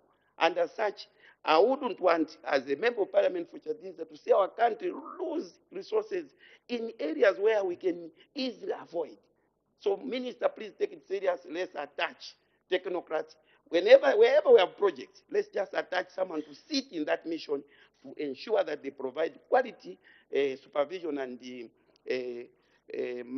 supervision and quality assurances strategies in those missions. Minister, in terms of when I go to government asset and maintenance, under this program, Minister, we have performed very poorly. If you go most to these missions abroad, India, our properties are completely dilapidated. You go to Kenya. In Kenya, we have a situation where we found the property that it had even been overtaken illegally by people who just saw there's just a lot of this property doesn't show any sign of life. We are not using that property. What did these people, these unscrupulous people do? They went and just illegally took over our property. As we are talking now, we are fighting legal battles in Kenya. This minister, this was necessitated because people saw that our properties were almost abandoned. There was no life about it, which put us on management of these resources. Let's ensure that we have got a team that is always alert with regards to management of our assets, regardless of where they are, Minister.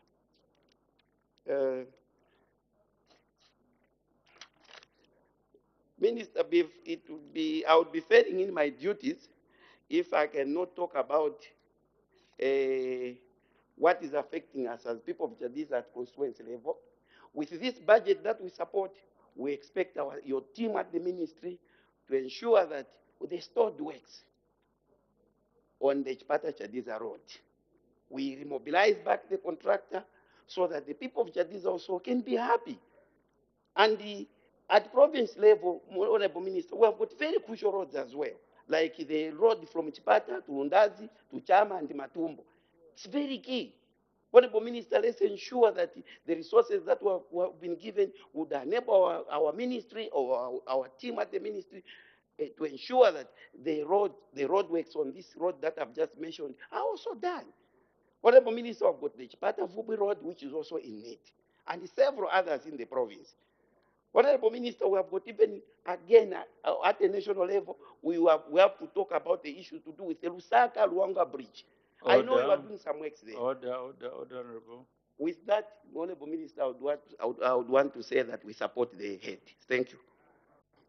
I would like to say sorry. This head is quite topical. Many wanted to debate it, but I think we have to conclude business. Budget is scheduled that it's been timed. So the Honorable Minister of Infrastructure will wind up debate.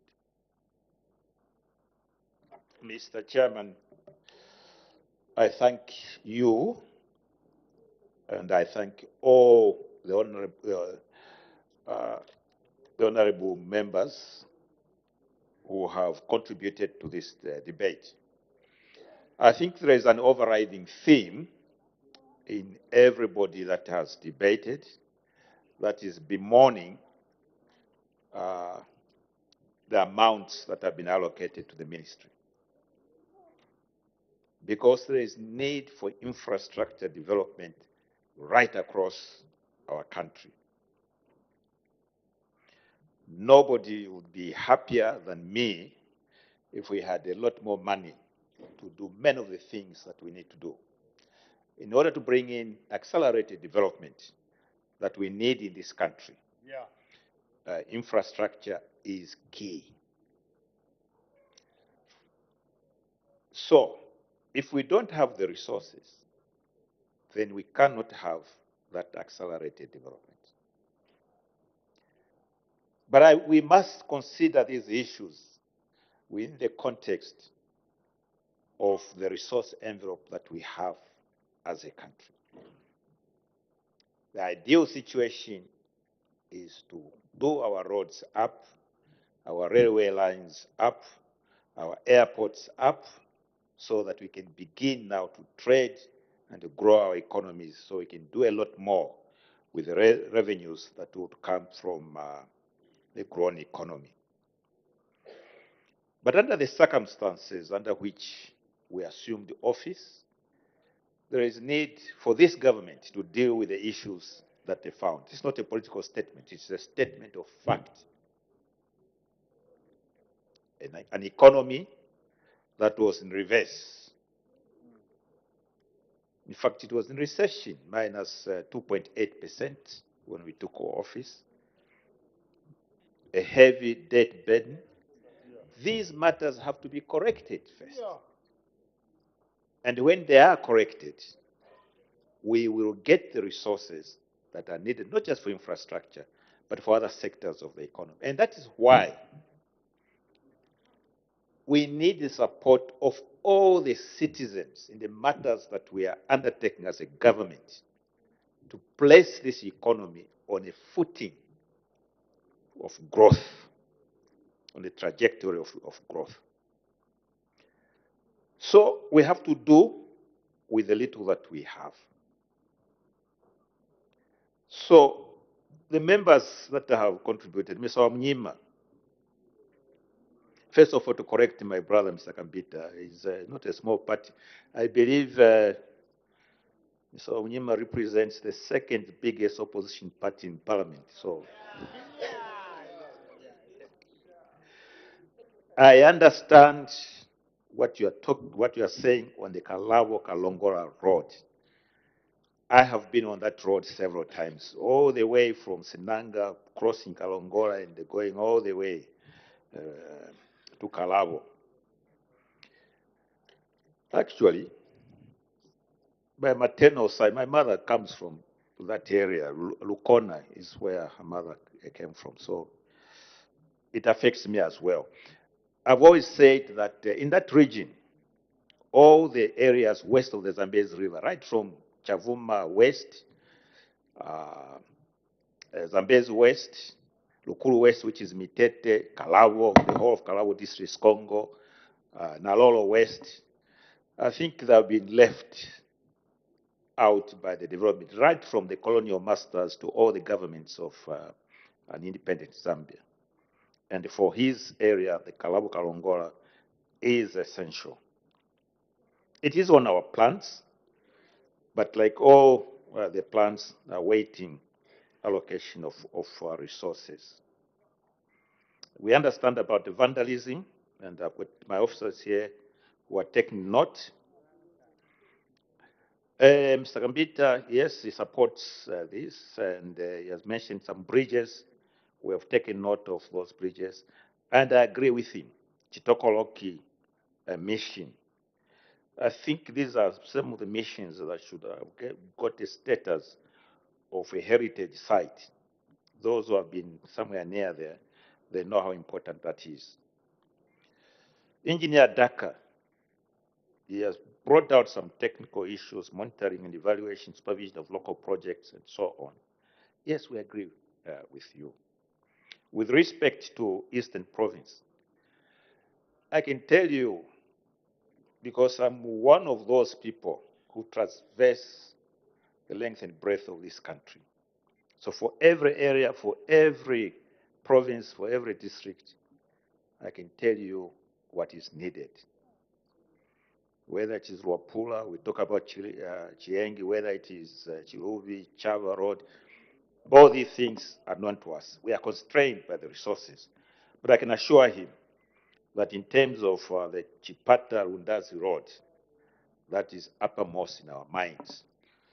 And we are hoping that within 2024, the people begin to see action on that particular road.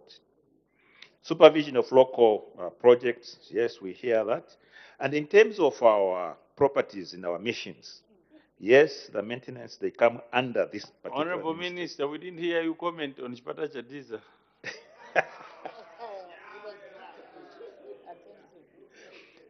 It's very good to hear that the chairman is listening to what is being said. I can assure him and the relevant people that the Chipata Chadiza Road is uppermost in the minds of the ministry, and beyond that, in the minds of the president. And within 2024, action will begin to be seen. The gentleman who has just come across, whether to come in the fight or I don't know, let me assure him, I've spent the whole week, this week, chairing the COMESA meeting on behalf of our colleague, Minister of Commerce, Trade and Industry, because I'm the acting minister. And the whole morning, I was chairing the Council of Ministers with so many people visiting from outside. The point that he made is that having built the conference center, it's attracting a lot of conferences. But people come in, we don't benefit as much as we ought to, because immediately after the conference, they go back. So we need to develop tourist attraction areas, and the Blue Lagoon, where that road is leading, is one such. It is our intention that again on that particular road, something will be seen. In terms of the budget, yes, there's 600 and something odd kwacha, which is inadequate for infrastructure development. But let me tell them that in terms of the roads,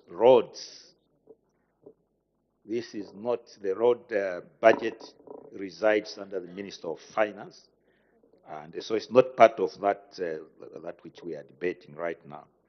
So, in fact, for the roads, I think there's about 8 billion, but it's still not enough, but that is where that is. And when we debate, we shall be able to do with that. Mr. Mungandu. Yes, I like your debate. Yes, we're doing quite a bit on the Kampemba Bridge. I think when that is complete, it will help the area of Chief Kambombo that normally got cut off during the rain season. And we know what we are doing with the Chama Matumbo Road, and we think that we ought to allocate something on the Lundazi Chipata Road, especially the 50 kilometers from the end of Chipangali to Lundazi. We have done the 2 bridges across there, and so we should continue with that. Serenge, honorable member for Serenge, yeah, we hear what you say about those bridges. Mr. Chanda, Sunday Chanda, this is a demonstration of what an MP can do if they focus on doing things in the constituencies. Yes, I think government through the provincial office of RDA has responded to his engagement with ourselves. Yes, the use of local materials in terms of the housing deficit. We are going beyond that. We have engaged a company that will come and set up here to manufacture reinforced concrete blocks that will reduce the cost of constructing houses and, of course, the time. 3-bedroom house will be able to be put up in 3 days. So I thank you for the support of all those that have debated. Thank you, Mr. Chairman. Head 54, Ministry of Infrastructure, Housing and Urban Development, head total 662,369,238. Any debate? Any objection? I see none. I put the question. The question is head 54, Ministry of Infrastructure, Housing and Urban Development, head total 662,369,238 stands part of the estimate. As many of that opinion say aye. Of the contrary say no. The ayes have it. The question is resolved in the affirmative. Head 54, Ministry of Infrastructure, Housing and Urban Development, head total 662,369,238 is ordered to stand as part of the estimates. We move to the next head. Head 33, Ministry of Commerce, Trade and Industry.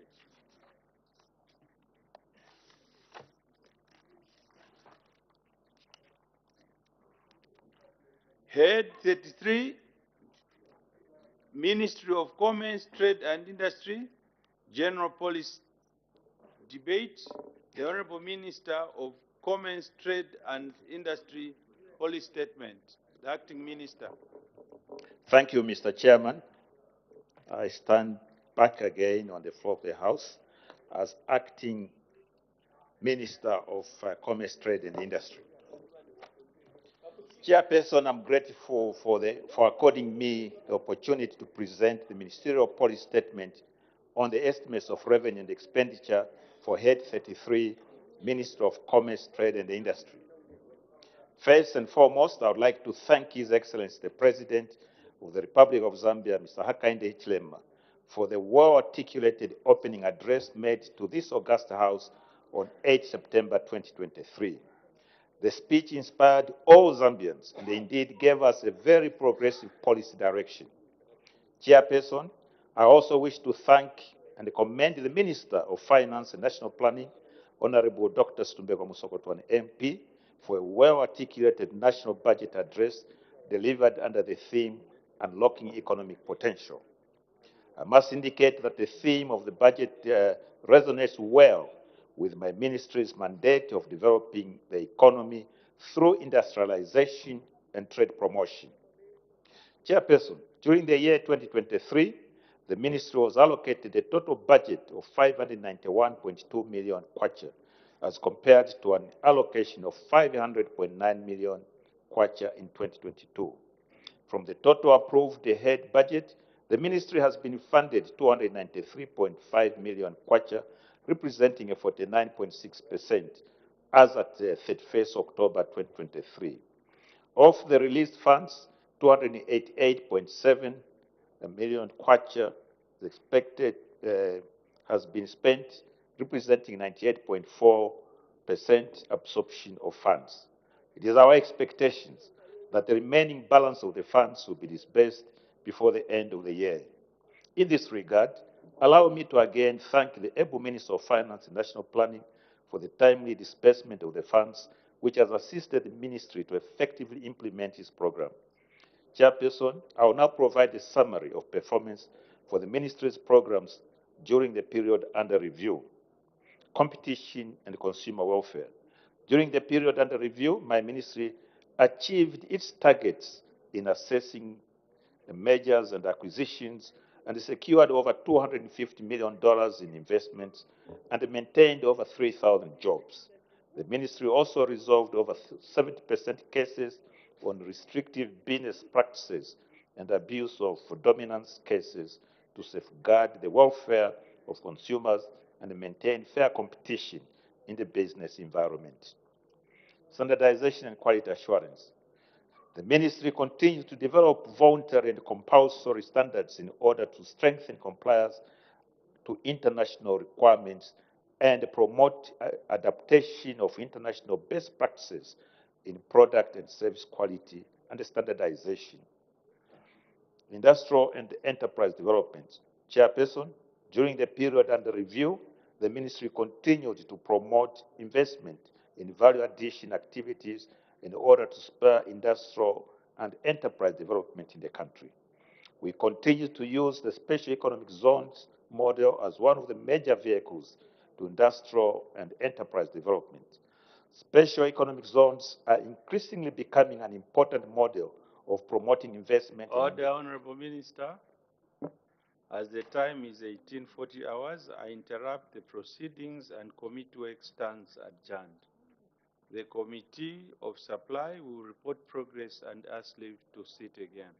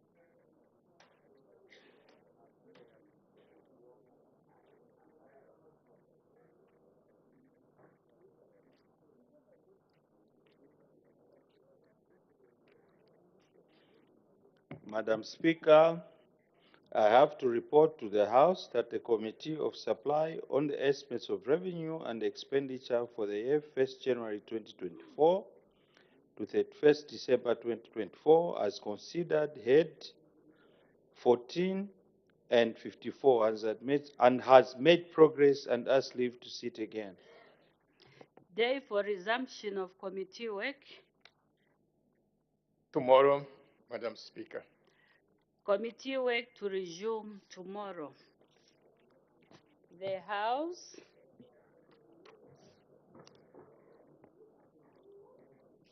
is now adjourned.